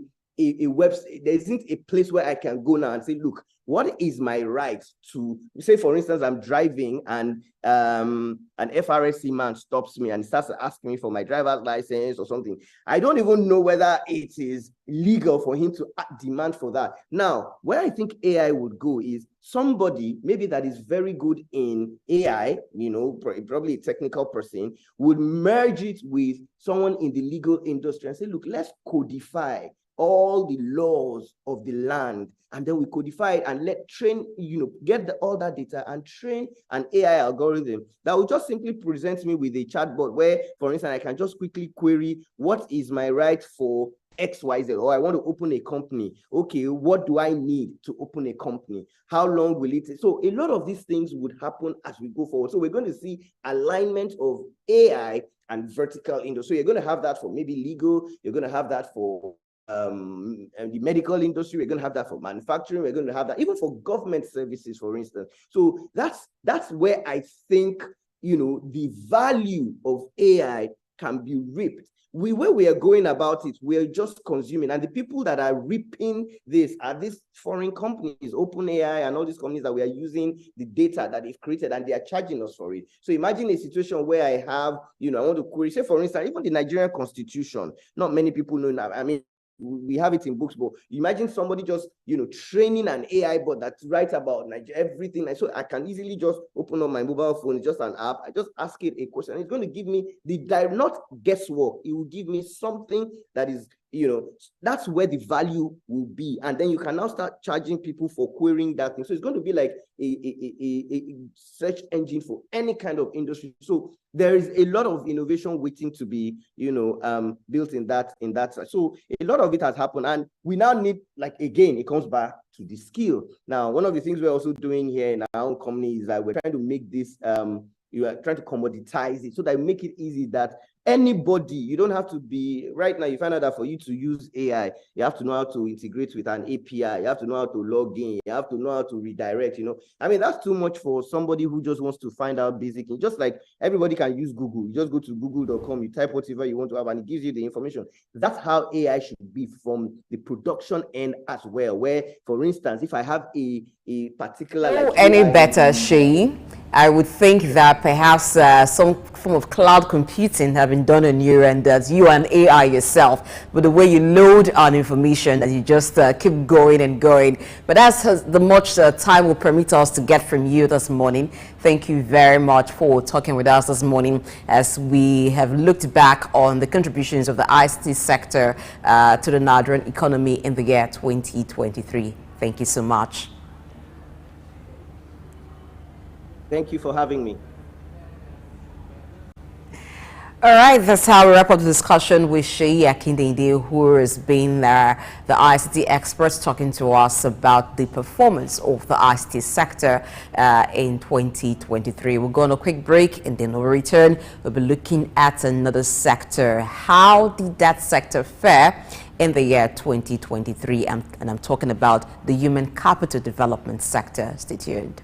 I'm okay. My name is Raymond Bola Brown. Hi, my name is Fred Amata, and you are on to Souq News. If you are watching this channel for the first time, make sure you continue to watch it, because this is Souq News. Shout out to Souq News. Actually, I don't know. I really enjoyed the little moments I spent with you, and I think with more of this. Souq News. Here's the Souq News, who had the courage to transcend a locked-off camera and actually have a conversation with a human being. It's a pleasure, Souq News. Thank you very much. Let us also give thanks for Jesus, because Jesus is the reason for this whole season.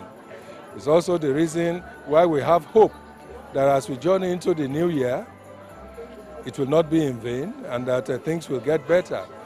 This Christmas, I'm joining this unit in wishing Nigerians, wherever they are, saying to them, Merry Christmas. The church is wishing everybody a Merry Christmas, a happy and prosperous New Year. I wish everybody a Merry Christmas and Happy New Year in advance. I wish everybody in Nigeria Merry Christmas and Happy New Year in advance. God bless Nigeria. God bless everybody. Have a good Christmas. Have a Merry Christmas. I wish you all the best. My greetings go first to the President, His Excellency Bola Ahmed Tinubu, and his wife, Senator Remi Tinubu. As we celebrate Christmas, I want to greet the Lagos State Governor, Babajide Sanwo-Olu, the Oba of Lagos and his traditional chiefs, the Catholic Bishop of Lagos, Dr. Adewale Martins, and all Nigerians. I wish you all a very happy Christmas. Eko ni baje o, eku odun, eku yedun.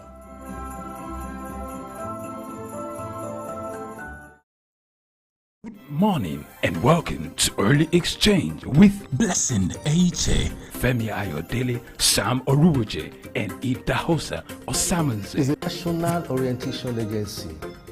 It's, as far as I'm concerned, very idle and unprofessional. If government says that subsidy is not in oil, and government is not supposed to pay subsidy in oil, energy or whatever kind of off-grid solution we will be looking at. Today we are conducting mining today. Solid minerals, as an example, is, in no disrespect to anybody, it's abysmal. We definitely need improvements in those areas. Of course, there are infrastructural needs. This is Early Exchange. Shaping policy. advancing development.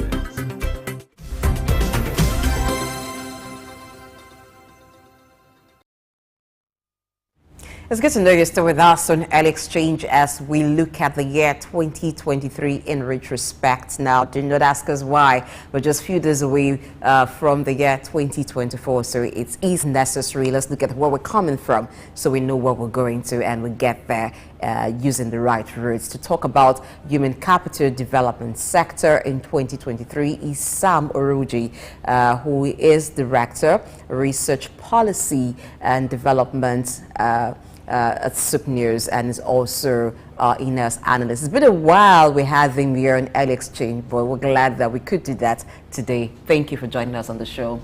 Thank you for having me. A blessing.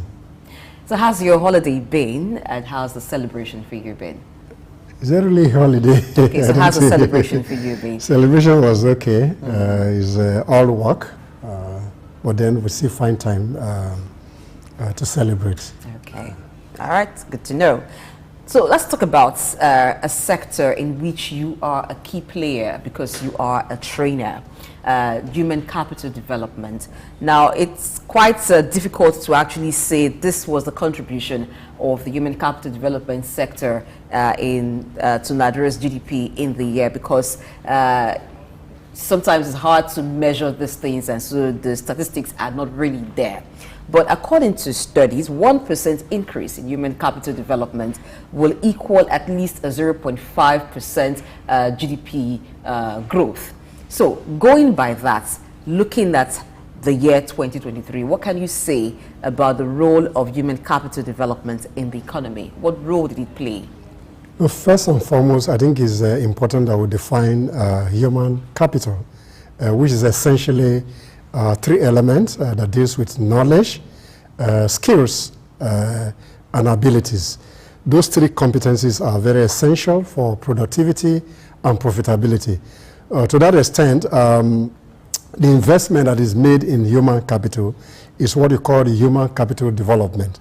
So what are the process you put in place to improve on knowledge competencies, skill competencies that will enhance productivity in the workplace. So there's a direct relationship between the quality or the competencies of the workforce and productivity, and impact positively on profitability. So the more investment you make on human capital, the better it is for the organization and the individual as we speak. I would like you to talk about some of the factors that drive, or that will help to assess the performance of human capital development. And also, I would like you to also do an assessment of the attitude of the present administration in the last 1 year, the approach to human capital development in Nigeria. I think the key for productivity and profitability, if you're talking about government in terms of the efficiency, in terms of public delivery, is key that you invest on the people, because the people are essential element on how you can drive development in the country at large. So I think there's a greater level of investment in terms of training, in terms of development, in terms of skill acquisition in the public and private sector, because it's only when you have a competent hand that you can drive any process, any organization in particular. So investment on human capital is very essential, and these are determined from organization at the beginning of the year when they go into their strategic session. What kind of investment do we need to make to develop the skills of the workforce so that we can get better productivity, which can improve on the bottom line or return on investment. Okay, talking about investment in certain areas of human capital. Now, education is like one key place to start. Looking at the investment in education, do you think it has been channeled to the right quarters that can actually help human capital? Take, for instance, vocational education. No, I think the challenge is that when you talk about investment in human capital, the budgetary provisions are still very low, because it's key that you must develop people, because people are the enabler of any process, any growth, any economy. So in terms of investment in that sector, we expect more in the new year. But then, again, the challenges in the economy will suffer force in terms of decisions from business manager is learning and development, where they have a budgetary constraint. But I think that is an area that we must pay more attention to in the new year, so that we can enhance the productivity of the workforce, which will improve on the national productivity in general. One of the greatest challenges that that's been ravaging the human capital development in Nigeria is the issue of lack of database, national database. Significantly, what has been the impact of this in the last 1 year, and what do you think can be done differently to ensure that in the coming year this wouldn't be a shortfall? There's a database.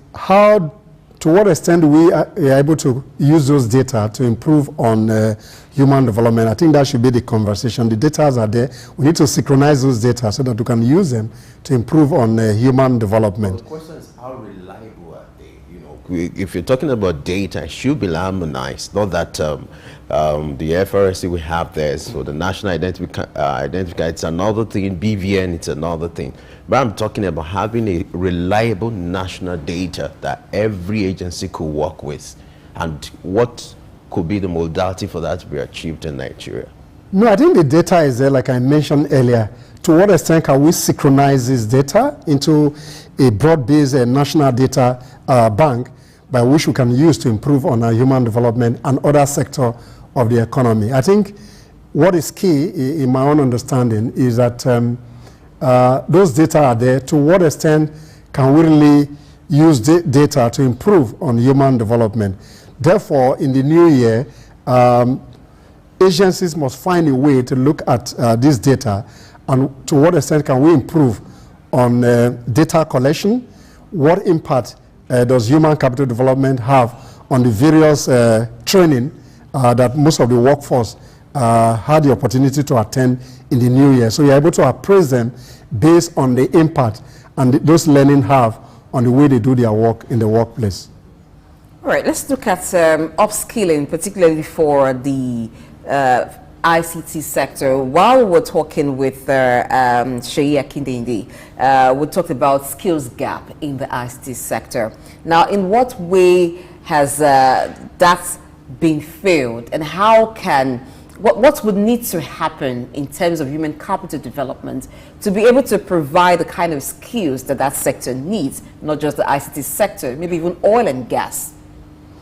I think going forward is that we need to embrace ICT, and the clamor all over the world is you're talking about e-government, e-governance. Once you're able to improve on that throughput in terms of how you deploy technology in human capital development, then the productivity and profitability will be enhanced generally. So we need to marry ICT to human development by encouraging e-governance ecosystem, e-government ecosystem, so that we're able to synchronize ICT to human development. Would you say the issue of brain drain has made more impact, on that sector in the last 1 year, human capital development, and now that we're in the era of JAPA and all that, has it made any significant impact when it comes to human capital development in Nigeria? When you have there's a debate on this concept. Sometimes you have what you call brain gain, and sometimes when you talk about the brain gain, you're looking at the level of the capacity that the workforce is able to use. But then the concept of JAPA, to a very large extent, why some people are migrating to see greener pasture elsewhere, some people are taking advantage of what we call the gig economy, where they're able to even use their skill set even in their local area, and they're working elsewhere. So there's a balance between migration in terms of brain to the global north, while on the other hand, even the global north is equally dependent on using some skill set that people have in the global south through the process of what we call gig economy. So there's a kind of convergence in terms of the concept of brain gain. All right, so for those who are the capacity developers, the trainers, how was it for them in the year 2023 in terms of demand? Okay, it's challenging because, like I mentioned earlier, for budgetary constraint, what suffer first when they make decisions at the boardroom is learning and development. It's supposed to be the other way around. Learning and development is supposed to be key, because once you have people capacity and competencies well developed, then the ability to produce more become more imperative. To that extent, they are challenging in terms of the amount that is budgeted for training and development. But by and large, some organizations that prize development in terms of how to improve on people's skills still invest so much in the year in terms of developing their competencies. So I think by and large, there's a balance between investment in human capital and the way to develop the skill set to improve on their productivity. Talking about investment in human capital, you agree with me that funds or provision of funds or funding very crucial. Now, how do we approach this as a nation where, we have a program or a kind of framework that finances this kind of human capital programs without having to go to the national treasury? What kind of approach could be used this time around as we approach 2024 to have better results? I'm aware that the federal government, is co-opting people like Dangote, Tony Elumelu into all this and all that. But what can be done differently when it comes to the issue of providing funds or funding to finance this human capital development programs? I think in my view, each organization, whether in the public or private sector, they have their training needs developed by the Human Resources Department yearly. So the funding is there. To what extent can we improve on the funding in terms of how you can improve on human capital development? That should be the conversation. So in the new year, human resources specialists, generalists, should improve on how they can improve on the workforce, because an improved workforce will improve on productivity. And once that productivity is improved, the national productivity to a very large extent will be improved upon. So funds should be made available to develop human capital in the new year, because a productive organization will help to drive a greater national productivity for the common good of the nation. Aside funding, what kind of strategy can be adopted? Now, an expert once posited that instead of complaining about brain drain, Nigeria should actually look into developing more human capital as exports. No, we have the human capital, but then you need to retrain people so that new knowledge and new competencies in the marketplace, they're able to relate to that. So in my view, there's a need constantly to invest in that sector, bring people to speed in terms of new competencies in the marketplace. We have what it takes, we have the human capital, but we need to retrain those human capital in order to be able to compete globally. Then even at the local level, you're able to see a kind of synergy that comes in terms of the level of competencies that the workforce is able to acquire over a period of time. All right. One of the key components that drive human capital development is access to good health care. The figure in the last 1 year, which has been the same over the years, is especially when it comes to health insurance, you have most Nigerians paying out of their pocket for health, services rather than banking on insurance. This is critical to human capital development. What should be done in the coming year to ensure that, especially in the area of health insurance, the figure is improved and then you have better output when it comes to human capital development, and then the impact can also be significant? The well-being of the employee is very essential. So I think health insurance is very critical. We have a scheme. What we need to improve upon is that more organizations should subscribe to the scheme by providing a social insurance scheme for their workforce, so for their well-being. So once there's a critical mass for the well-being of the staff, their productivity will be enhanced. So companies should invest essentially on social insurance scheme. The federal government, on the other hand, should find a way to improve on the loop in terms of the number of people that they are able to pull into the health insurance scheme. I think what you pay for the health insurance scheme is so small, but people should be encouraged to subscribe to health insurance scheme so that they can improve on their physical, mental well-being. Now, talking about improving in physical, social, and mental well-being, good nutrition also plays a good role, and that's why we've seen the introduction of the school feeding program to serve as not just a way of helping the children gain nutrition, but some incentive to bring them into the classroom and have their own empowerment at that level. Now, going further, are there incentives that can be introduced in different sectors to encourage human capital development in those areas, particularly areas where it seems like we don't have more people going to them, but we need people in those sectors? Are you talking about the entry level in terms of nutrition, school feeding program? I only use that as an example.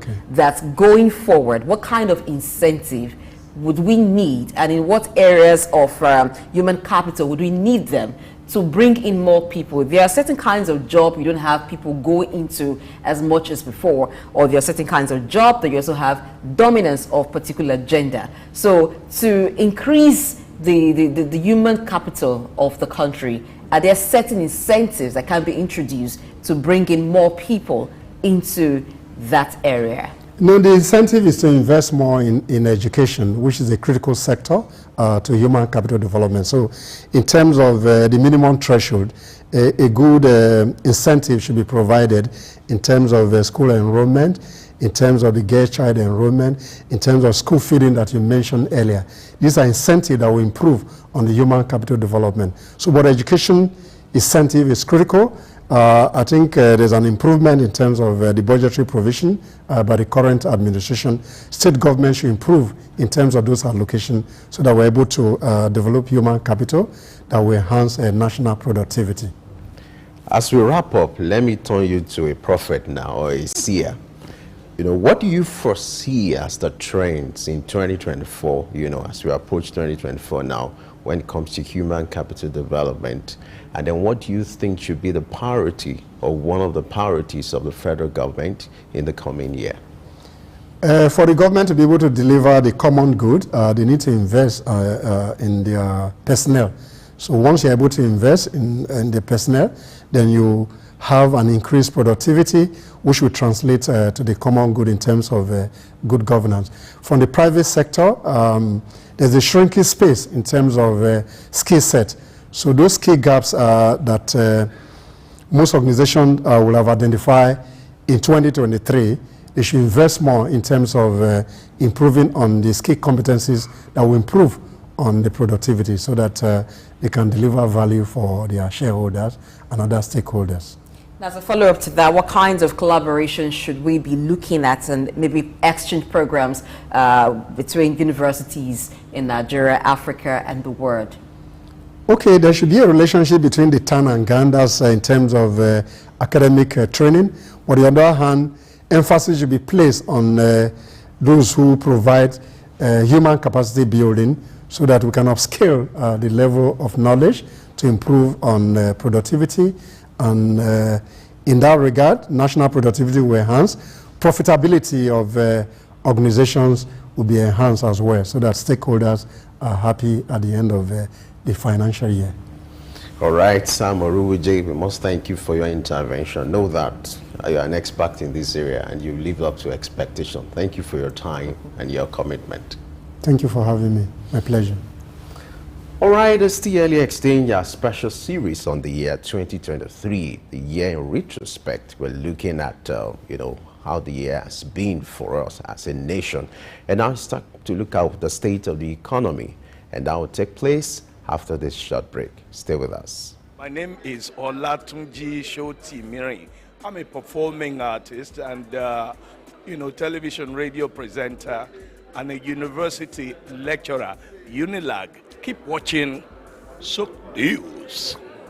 Hello everyone, my name is Kenny Black, Africa's finest music comedian and you're watching Souq News. If you're not watching Souq News, I pity you, but keep watching Souq News. Hello everyone, my name is Timmy Dakolo and you're watching Souq News. Stay tuned. Hi, my name is Wisdom Oluwaseun Okoko, co-founder Orbit Africa Properties. I'm live at Souq News. Guys, keep watching Souq News for everything that concerns business, economy, politics, news. Souq News is your station. Let us also give thanks for Jesus, because Jesus is the reason for this whole season. It's also the reason why we have hope that as we journey into the new year, it will not be in vain and that things will get better. This Christmas, I'm joining this unit in wishing Nigerians, wherever they are, saying to them, Merry Christmas. The church is wishing everybody a Merry Christmas, a happy and prosperous New Year. I wish everybody a Merry Christmas and Happy New Year in advance. I wish everybody in Nigeria Merry Christmas and Happy New Year in advance. God bless Nigeria. God bless everybody. Have a good Christmas. Have a Merry Christmas. I wish you all the best. My greetings go first to the President, His Excellency Bola Ahmed Tinubu, and his wife, Senator Remi Tinubu. As we celebrate Christmas, I want to greet the Lagos State Governor, Babajide Sanwo-Olu, the Oba of Lagos and his traditional chiefs, the Catholic Bishop of Lagos, Dr. Adewale Martins, and all Nigerians. I wish you all a very happy Christmas. Eko ni baje o, eku odun, eku yedun. Good morning and welcome to Early Exchange with Blessing Aiche, Femi Ayodele, Sam Oruoje, and Idahosa Osamanze. It's a national orientation agency. It's, as far as I'm concerned, very idle and unprofessional. Government says that subsidy is not in oil, and government is not supposed to be paying subsidy in oil. Energy or whatever kind of off-grid solution we will be looking at. Today we are conducting mining today. Solid minerals, as an example, is, in no disrespect to anybody, it's abysmal. We definitely need improvements in those areas. Of course, there are infrastructural needs. This is Early Exchange, shaping policy, advancing development.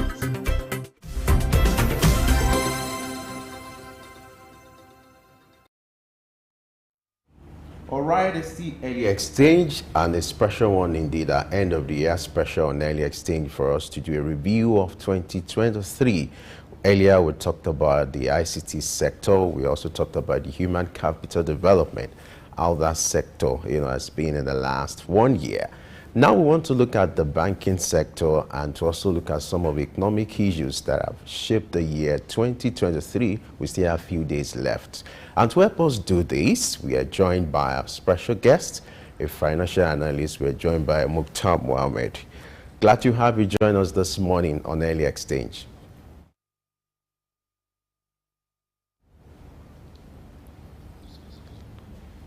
I hope you can hear me, Mukhtar.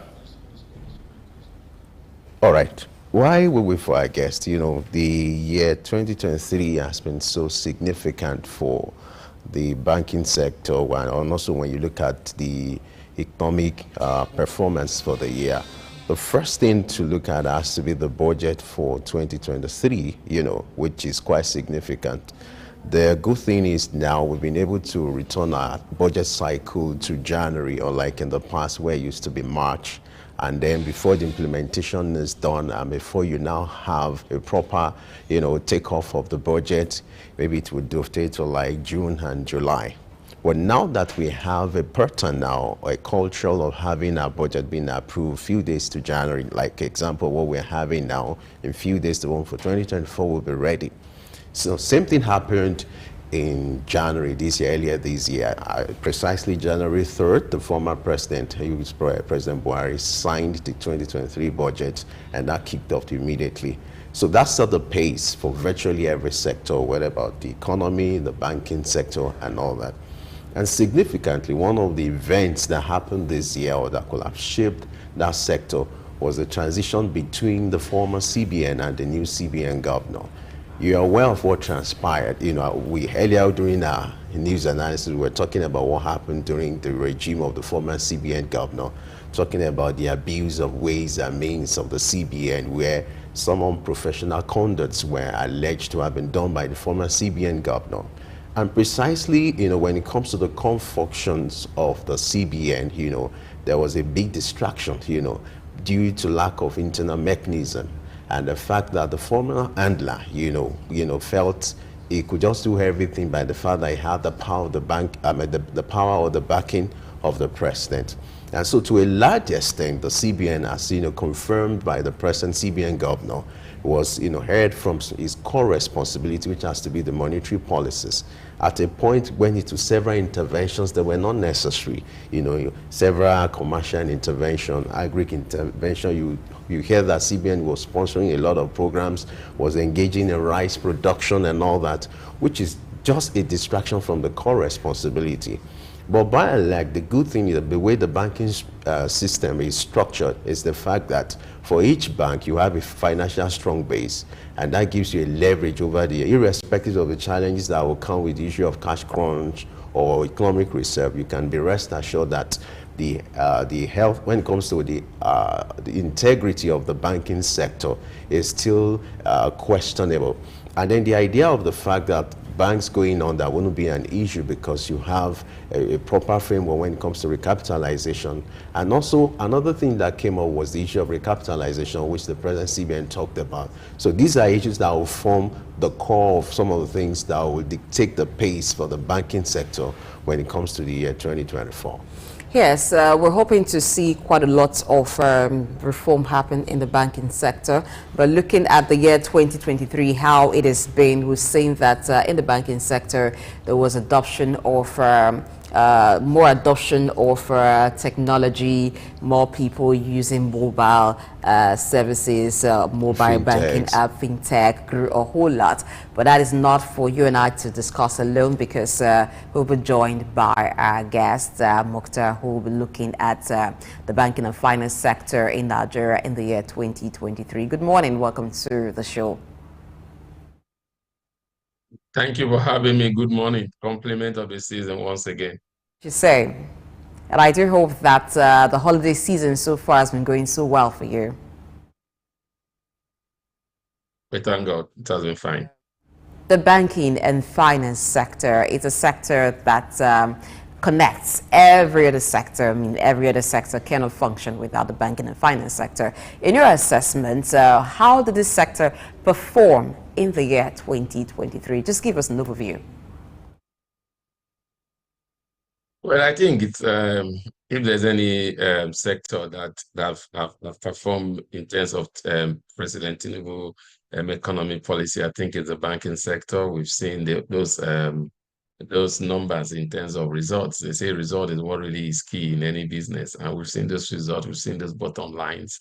We've seen all the numbers in the banking sector, but also those numbers as a result of revaluation, or what do you call it, floating of the currency, and that and that. And so definitely you want to get the real profit from the banking sector, and that also was there, but not like what people normally will have expect for a long time. But outside of that, I think the banking sector has been very resilient, has been one of the best in 2023. In terms of loan to the real sector, in terms of innovation, in terms of a lot of things have gone well for the banking sector this 2023, especially since President Tinubu came to power. They've been, like you and your colleague in the studio were talking about, some of the technology aspect of the banking sector also has been there with a lot of issues here and there. But again, that's the teaching process when you're trying to do some new things. But outside of that, I think the banking sector, the financial sector has been one good news, one highlights, whatever you want to call it, in 2023 for the current administration. I think that's the only sector that's a really thick and is really resilient. And again, with the new CBN administration coming into power, recapitalization, we might see a lot of activities in that space going forward. But for now, I think no cause for alarm, even if your colleague in the studio said the true violation of the liquidity of the banking sector might not be so real. I think he has a point, but that point will be driven only for the second tier banks or what we call the third tier banks. For the first tier bank, I think they are very, very liquid, expanding globally, and also bringing in those profits into their bottom line. All right, Mukhtar, glad to have you join us once again. You look more refreshed now in the impact holiday. All right, that's Thank on the you. lighter note. Now let's look at one of the activities that shaped the banking sector in the year 2023. One of them, in fact, the year started with the aftermath of the redesigning of the naira. So talk to us, what extent has this shaped the performance of the banking industry in the year 2023, and what are the lessons, as we approach 2024? Thank you. I think if for lessons, have we really learned a lesson from that? I don't think so, because we're having those challenges going towards the end of the year now. But again, what did it shape the banking sector? I think it did, in terms of financial inclusion, in terms of using of mobile app of the banks, in terms of using of POS terminals, in terms of more Nigerian coming into the banking space, in terms of now cashless policy is becoming everybody affair. I think that is, for me, the key driver of the cashless policy. The most positive of it, we were able to drive over 60-something% of Nigerian into the financial sector, into the banking sector, into the financial space. Even if you say fintech, also the fintech also will have to rely on the commercial bank to get some of these deals off the line, and also the mobile company. So definitely, for me, that is the change. That's one of those drive that we saw in this policy. But outside of that, I don't think the lessons learned, did we really learn any lesson? Because towards the end of this year, we are beginning to see those challenges come in. What did we not do right? I think timing is all about our challenges these days. We come up with good policy, but our timing is always very, very wrong. That policy of the cashless policy, even if it attract a lot of Nigerians into the banking space, it killed the informal sector. Practically over 60% of the informal sector will wipe off by this cashless Naira redesign. And also now I hope we've not seen almost 10 to 15% being wiped out, especially in the festivity period, where cash is king in Nigeria, because we don't have the technology to really drive this cashless policy, especially the rural area. And a lot of Nigerians will be celebrating their Christmas in the rural area. So for me, that is the negativity in what we've seen. I mean, the negative thing about it, and the lessons learned, is get the policy, get ready. If you want to see positivity in some of these policies, they have come with their own challenges, but those are challenges that are not insurmountable. But again, the regulators need to be ready for what they want to do. They must come up with a strategy, both the short term, the medium term, and the long term. I think that is what is missing currently in terms of the cash issue in Nigeria. But outside of that, like I said, the positivity of it all, a lot of Nigerians have come into the banking space. The negativity of it all, a lot of informal businesses have gone out of service, and they are trying to creeping back into the economy. And here we came again with the same issues coming up again. So how do you think the banking and finance sector supported businesses all through the year in terms of loan provision and credit facility? Well, if you look at what CBN is telling us, I think they've done well in terms of, I'm talking about what CBN is telling us in terms of the numbers, and the loan to the real sector, about 1 trillion has gone to the real sector. And you could also see that in their balance sheet in terms of non-performing loans have gone a little bit high because of this lending to the sector and because of the economic crunch. And these sectors, they are not able to pay as when due. That also affected their balance sheets in the short term, but they believe in the long term this will definitely help their balance sheet. I think they've done well in that area. I think one area the banking sector have done well is in consumer lending, especially for those that have paid job. I think the banking sector have been able to leverage into those people, and there's a lot of intensive product for consumer lending. And that again, you know, our economy is a largely driven consumer-driven economy. And so when you start lending from that sector, it has a snowball effect on every area of the Nigerian economy. I think that's one area the banking have really done well, but they've not been able to do lending, the high ticketing job, because of liquidity. And that is why the CBN is saying for us to be able to do that, we're building a $1 trillion economy, then we need to start to begin to think of a recapitalization. I think that is where they have a lot of work to do. But in terms of lending to the real sector and the consumer sector, I think the bank has performed relatively very well in 2023. I would like to have your take on the performance of the Central Bank of Nigeria. The year 2023 is quite significant. We had a transition between the former CBN governor and the present governor. In fact, the first quarter of 2023, you had Emefiele as the governor of CBN, and then Kadiso came in almost like the second quarter of the year. How will you assess that Apex Bank in the last 1 year, especially when it comes to the issue of its core function, which is monetary policy? I think it has been the good, the bad, and mostly the ugly. I think the good was in terms of we've not seen any bank go down. We've seen banks trying to access the CBN window in terms of liquidity has not been that high like it used to be before. So in terms of liquidity, fantastic. In terms of the bad, you know what the bad is, they've gone into areas that are not their core areas. And we've seen that reflect in some of the policy in terms of lending that they did directly to some of these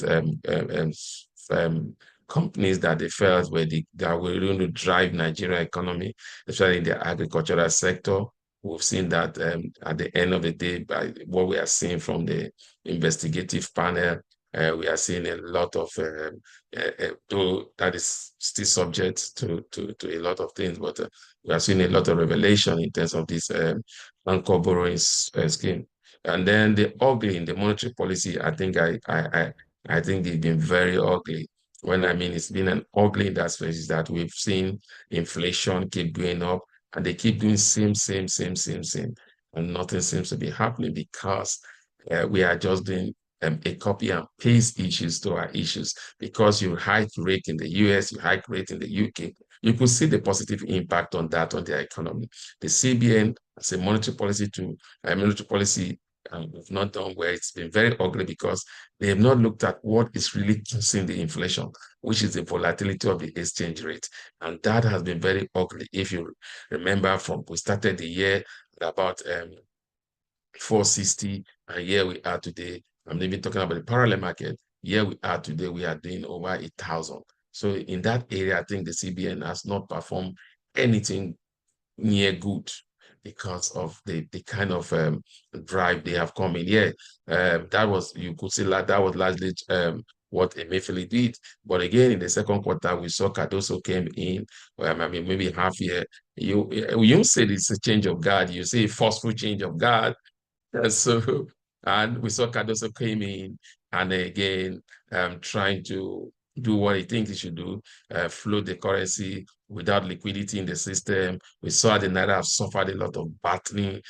We've seen that inflation has kept going high. They seem to not have the idea of creating stability in the FX market. And when they do that, they will directly affect inflation. But for now, I think in 2023, the CBN, if you tell me to give them a mark, I think they scored 20 over 100. Right, that's a very poor score, 20 over 100. But let's look at attempts at increasing financial inclusion.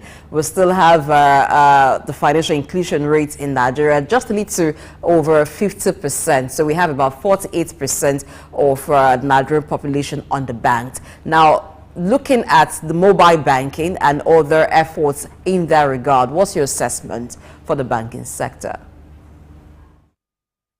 I think if you just have 48%, remember before now, you have almost like almost 70% of Nigerians on bank, especially in the rural area. And so if you are doing 48%, you've done well. But again, credit should go to the fintech companies. They have been the one that have really driven a lot of Nigerians into that space. But again, that is also been driven by CBN also policy. So you must not, when they do well, you need to commend them. I think in the financial inclusion, I think we have done well. That's where I think CBN, like I said, that's where I think CBN scored little. Even if the policy that drove people into financial inclusion, the cashless policy, was wiped off some sector of the economy, but brought a lot of Nigeria into that space. And so for me, I think in terms of financial inclusion, they've done well, and we are seeing more innovation coming in from that space, especially that the banks are now having holding companies that are strictly developing a product that have to do with payment system. So we'll see those innovations continue in 2024. I expect it to be the height of the banking reform in 2024. It will be one of those areas that you see a lot of competition, and we see a lot of banks coming up with strong fintech companies also to compete with the already strong fintech companies. Or we might even see some bank acquiring some of these fintech companies. So I think they've done very, very well in that space, and in terms of financial inclusion. I think that's where they got the 10 marks from me, and the other 10 marks is coming from every other thing they have done. So I think in terms of financial inclusion, you could say they've done well. Now, let me take you to the ongoing accusations as regards, or the one trailing the acquisition of Union Bank, Keystone Bank. They are still in the realm of allegations, there are counterclaims here and there. But what do you think will be the impact of this on the banking sector? And how can this be managed so that the trust deficit that could arise from this could be minimized, if not eradicated? I think it's not good for a banking sector, especially if you are a special investigator and your report is in the public domain, or just after 24 hours after you publish it. I don't think it's good because those reports are also subject to liquidation. And I mean, it's already a lot of things. It's not, we're just sharing one side of it. And again, like you said, Keystone Bank have not made any statement, but we've seen statement from Titanus Bank and Union Bank have said it is not true. It's not good at all, especially with the way the special investigator have handled this issue. I'm very, very disappointed. It's somebody that I really have a high regard for. I wonder how you get such sensitive information leaked in the press. You've published it already, and now you are now inviting Union Bank. I thought you should have done that before now. Bring them and then make your final recommendation based on your interview with them. Emefiele also said when they came to see him in Kojo prison, nothing like that was mentioned. So it's becoming a sensational report. And like you said, it's not good for the banking sector, because that would drive down a lot of confidence. And once the international committee does not have confidence in your financial sector, especially your regulator, I think that's the beginning of the end of your financial system. I think we should get off the sensationalism. They should tell us the right thing. If there was infringement, definitely you cannot just overrule it like that. So do they have the power to say the shareholders, if they do not appear in their committee, they will have to relinquish their shares to the federal government? I don't think they have. It's only the court that can make such pronouncements or judgments, not you. That is just an investigative arm of it. But even EFCC cannot make that without a court judgment. So you can't be saying that now. That again is playing to the gallery. That again is making people to feel that there's no rule of law. I think we need to tread cautiously, because we are dealing with the Central Bank of Nigeria. And some of the people you are accusing have done this and are still working this, because it's not just Emefiele, it's not just the deputy governor, you're talking about the controllers. So I don't think this current investigation have been handled well. I think there is a lot that should be done that could be right, but again, you don't bring such report to the public domain.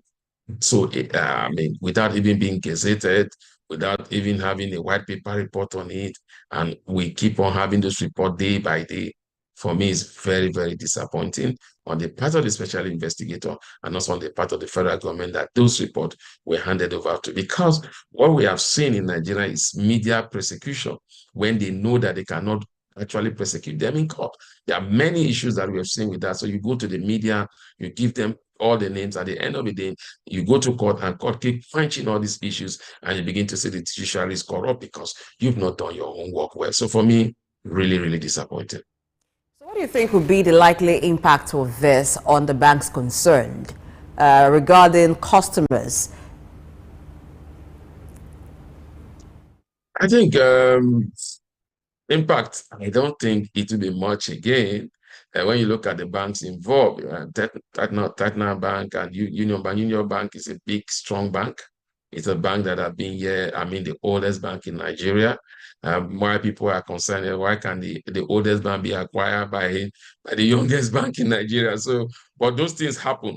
So I don't think it's those reports are not talking about liquidity. They are not talking about that they are not functioning in terms of their duties to their customers. They are always saying that the way that those banks were sold is the issue, not in terms of liquidity or any other things that would affect the bank fundamentals. But again, it's all about shareholding. Somebody owns it. You want to really know who the owner of. I don't think it's a big problem. All right, let's look at one of the critical issues raised by the CBN governor, which for the year 2023 is also crucial: the issue of recapitalization of the banking, sector. Now, he gave that hint during the CIBN dinner that it will be necessary for banks to recapitalize if the target of the $1 trillion economy is going to be something to go by. What do you foresee in the coming year? What do you think should be the priority for the CBN come January, especially when it comes to the issue of recapitalization of banks in Nigeria?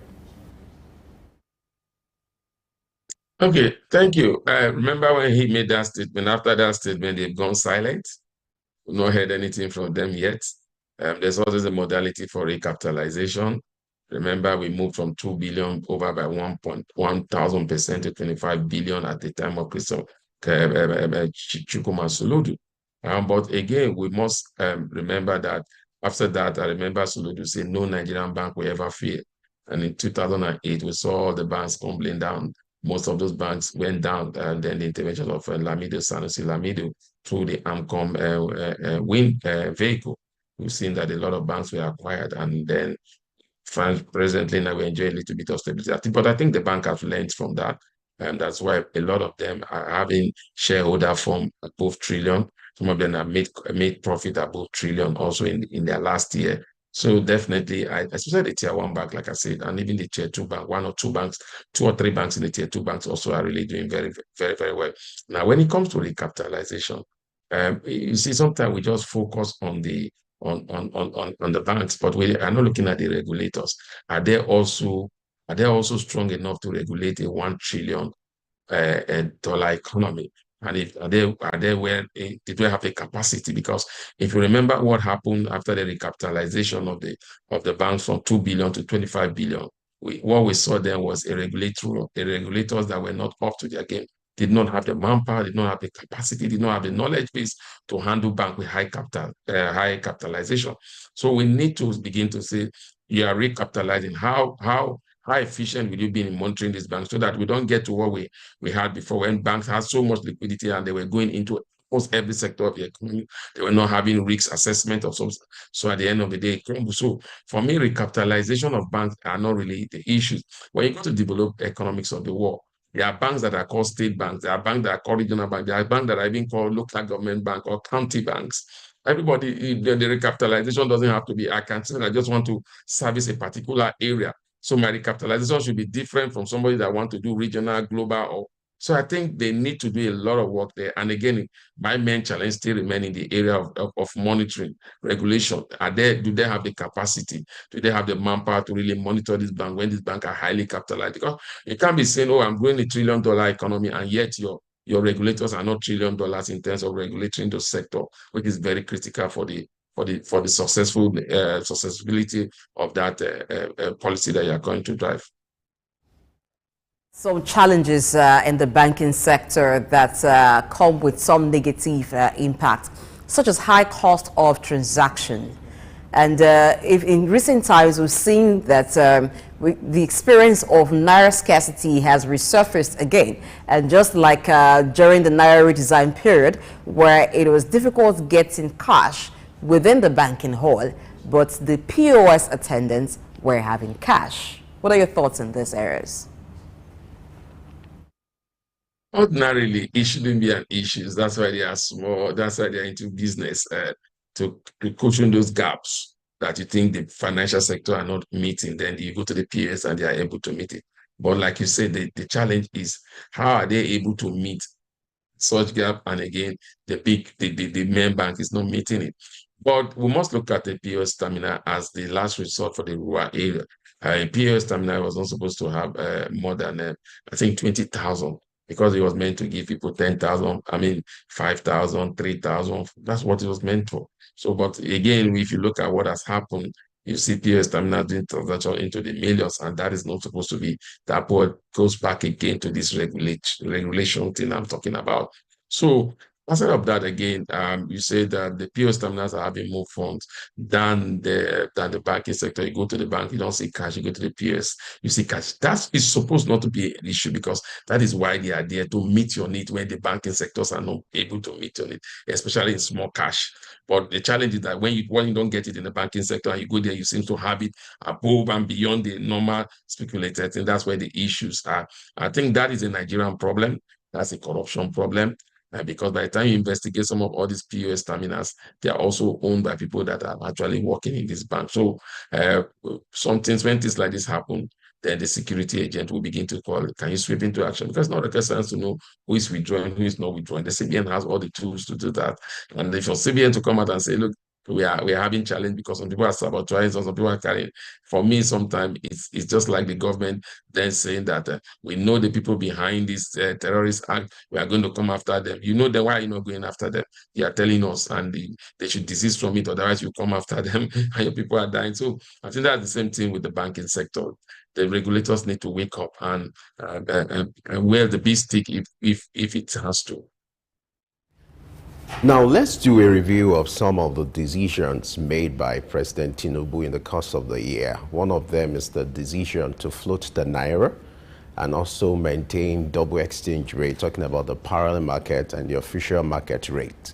What has been the impact of this decision on financial services in Nigeria, and how do you see it turning out in the year 2024? I think the impact has been negative in terms of businesses, especially consumer businesses, conglomerate business that are import-driven, have had to suffer a lot of losses. The telecom companies also have suffered a lot of losses. So definitely, when you look at it from that standpoint, it has not been a good policy. Again, when you look at it again in terms of the exchange rate, instead of the whole idea about floating the Naira is to maintain a single exchange rate, but what we've seen that the parallel market rate is still high. Again, that policy was a good policy in terms of floating. You want to attract investors, you want to attract foreign direct investors, you want to attract portfolio investors, but no investor will come into your market when there is no stability in your exchange rate. And why is there no stability in the exchange rate? It boils down to liquidity. You cannot float your Naira without liquidity. That means you leave your currency for market forces, and market forces are not the best of people to handle, to deal with when it comes to because they are when it comes to currencies, because they are in there to make profit. So once we are not able to meet it, they will definitely want to maximize their profit. So my challenge in this policy, the policy is good, but for you to float the currency, you must have liquidity. Unfortunately, we don't have this liquidity. And this liquidity, people say, why do you need liquidity? The liquidity is not just all about, the liquidity not just having, our foreign reserve is very buoyant. No, the liquidity is about intervening to make sure you maintain it, because no economy in the world says, I'm not involved. CBN is not going to involve, all their banks are not going to, their regulator bank are not going to be involved in trying to make sure stability in the currency, because people say, you float the Naira, you leave it to market forces. Yes, you float the Naira, you leave it to market, but there are times when you see that market forces beginning to be greedy, then you intervene with much liquidity to stabilize the rates. So you don't have those liquidities, so that's why we are where we are today. Has that policy worked? It has not worked in 2023. Will it work in 2024? I think so. If what the government is saying, I say if what the government is saying, NNPC is saying that by 2024, we will not be importing fuel the way we used to import. Dangote refinery will come on strength, at least for PMS and other, for PMS in January. Okay, we'll see, we're seeing NNPC say Port Harcourt refinery is now working. We'll see supply into the system. That will reduce the pressure on the Naira, because a lot of the pressure that comes to the Naira as a result of those that are trying to import fuel into the country. And NNPC, at the point we're not able to remit funds into the Federation account because of that they have to refine it on subsidy. That has gone, so that will attract liquidity into our foreign reserve. And also we expect that Nigeria in the diaspora will begin to come in with remittance, because they're coming out from COVID downtime into reworked period now. And even report we got from CBN that they remitted over $20 billion into the economy in 2023. So, and that they did in spite of the exchange rate volatility. So I think so that will help. Again, remittance will come from oil. If we are able to maintain a stability for a period, maybe between 1 to 2 months, you'll see that the foreign investors' portfolio or direct will start coming in, and that will create liquidity in the system. That will stabilize the rate. So I expect the rates to be stable in 2023 going forward, 2024. But again, it has not really worked in 2023 because of liquidity. It's not that it's not a good policy.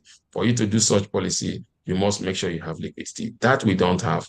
But I think in 2024, we could see a lot of liquidity in the system, especially in terms of our foreign reserve, growing to a point whereby we begin to have stability will come to the exchange market and the FX market, and that will drive in investors, and that will drive down the exchange rate. Thank you very much, Mukhtar Mohammed, economic analyst, for looking at the banking and finance sector in the year 2023. Thank you so much. Thank you so much. Thank you. Thank you for having me. Thank you. All right, it's time for us to get to Sportsville, where Juvi Ufiene and Charles are waiting to update you on current happenings in the water sports. That will come up after the short break. Stay tuned. Leadership is basically built on trust. Trust is the currency of brand, and the leader's brand is what attracts people to him to be inspired by it. Trust is the currency of brand, and the leader's brand is what attracts people to him to be inspired by it.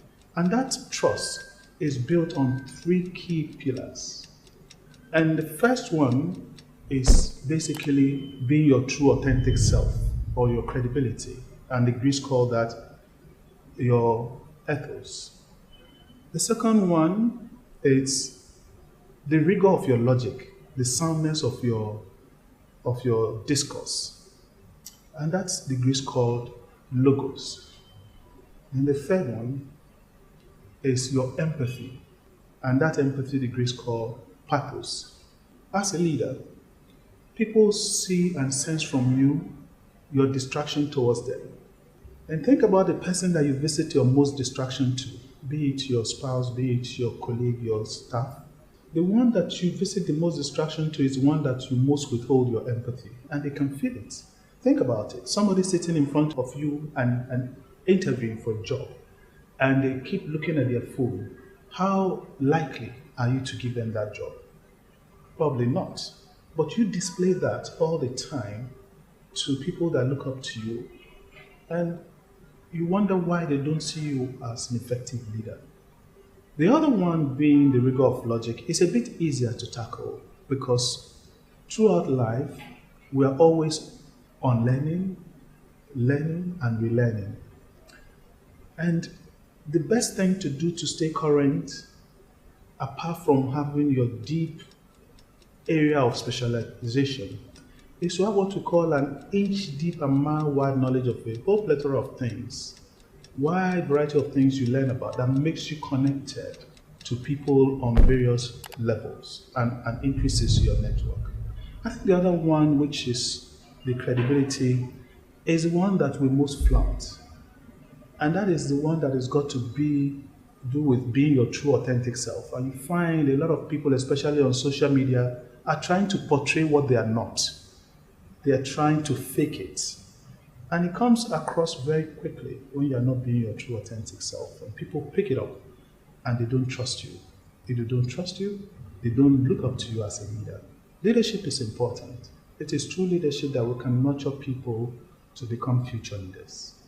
But we have to do it right. We have to earn it.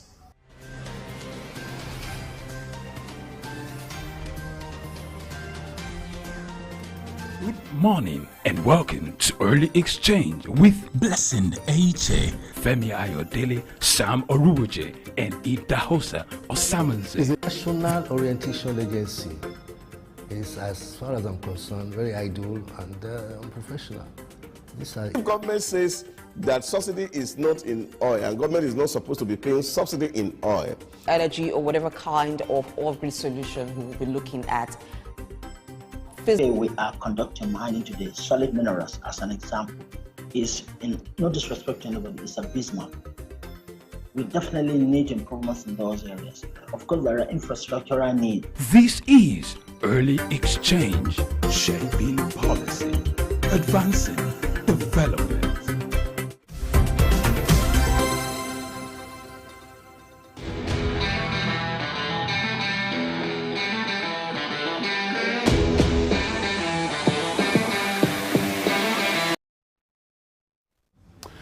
Hello, and this is how we do it on Sportsville on Early Exchange. It's your boy Juvie Ofiene, and you know how it is. This is post-Christmas, post-Boxing Day, post everything there is. But I'm not alone on the show this morning. I got Charles. Charles, what's up with you, man? I'm good. It's good to be on the show. Montero, you seem quiet this morning. What's up? Well, thank God we're here. We're happy. All right, we're here talking of investment 2023. It's about wrapping up, and 2024, it's around the corner. And some countries and sporting nations that have invested in their football seem to be reaping it real good. Yes. And we're talking of no other but Al Ahly. Al Ahly, over the year 2023, were able to make some $10.5 million across competition. You realize they came third. You know, they made Africa proud. Investment in what you believe in. Charles, what have you got to say, man? Well, we have never seen investments go wrong. You know, it's just to follow up on your investment plan and follow it through. I mean, we've seen Al Ahly come up to the summit of the Egyptian Premier League, the Egyptian sporting hierarchy, and you can see how they are doing well. They won the best football team of 2023 in the just concluded CAF awards, and you see that it's just testament to how successful they have been, both in Africa and outside. They came third in the Club World Cup. Yeah. You see, so it's just part of it. When you invest, you follow through, and you reap benefits at the end of the day. And so there is benefit for everyone who had invested and followed through. You know, there have been investments across even Nigerian league. But it's just that you said when you invest, there is always no down. But why are we not reaping from this investment? Well, we can see that there's a lot of corruption in our country, and also it is evident in the PFL that there is corruption, and it is eating deep into our sporting development. And when you hire incompetent people to head a certain organization, what do you expect? A lawyer cannot come and drive or try to push progress in football. It's not. I don't see that being, reaping or bringing forth fruits in the long run. Okay, I think corruption, as it were, is not really synonymous, just unique or peculiar to us. But people have been able to manage their peculiarities and come putting out. the right people, right people in the right vision. It will help foster change and progress. So we need the political will, people with the right frame mind, and people with Nigeria at heart to drive this nation. Otherwise, man, if a club is making $10.5 million, I mean, it's not even about. Well, it's not like we're lacking the talent. We don't lack the talent. We have youths. I mean, when we look at our population, we have a lot of youths. I mean, why don't you invest in these youths and allow them bring success to the nation? All right, so NFF, it's up to you. we need you to look beyond this and let's see what Nigeria become. We used to be the giants of Africa. I'm not sure we're there, not to deceive ourselves.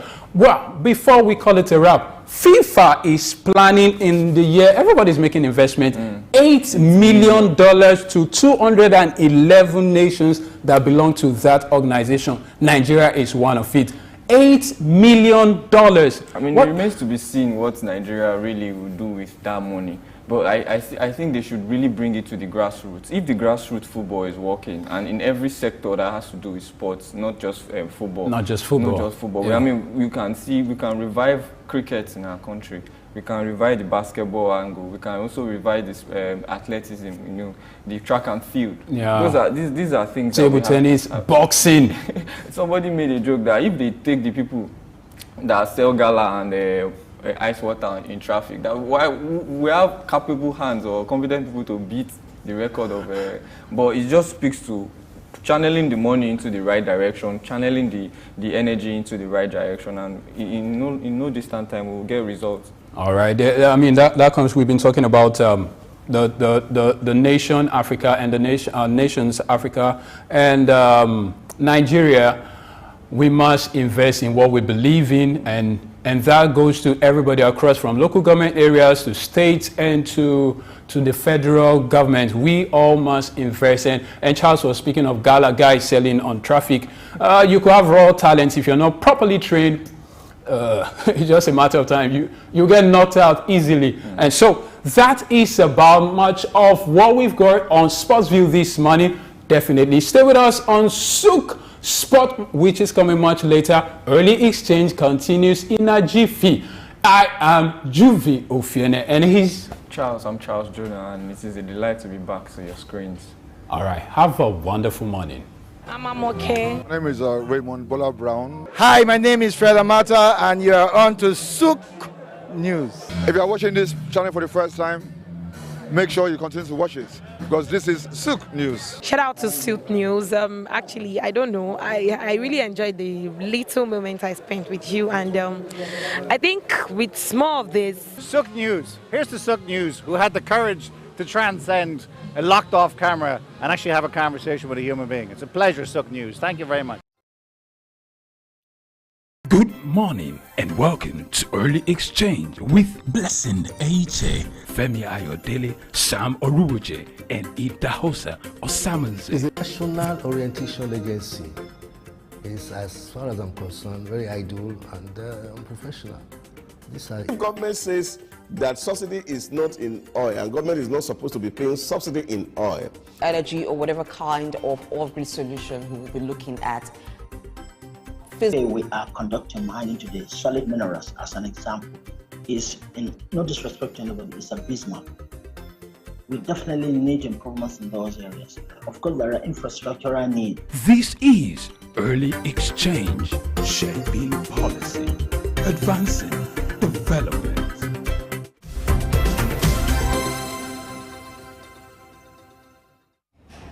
And as our show today on the first series of 2023 in retrospect, we continue tomorrow to look at some other sectors. Many thanks for for joining us on the show today. I am Blessing A.J. Don't forget, 7 a.m. West African time is when Early Exchange returns tomorrow. And coming up at 10 a.m. today, it will be Business Insights. Do stay tuned to Souq News and have yourself a great day. We have few days to the end of the year, and from me to you, ensure you still pursue your goal, because the year is not over yet until it is over. I am Femi Ayodele. Bye for now.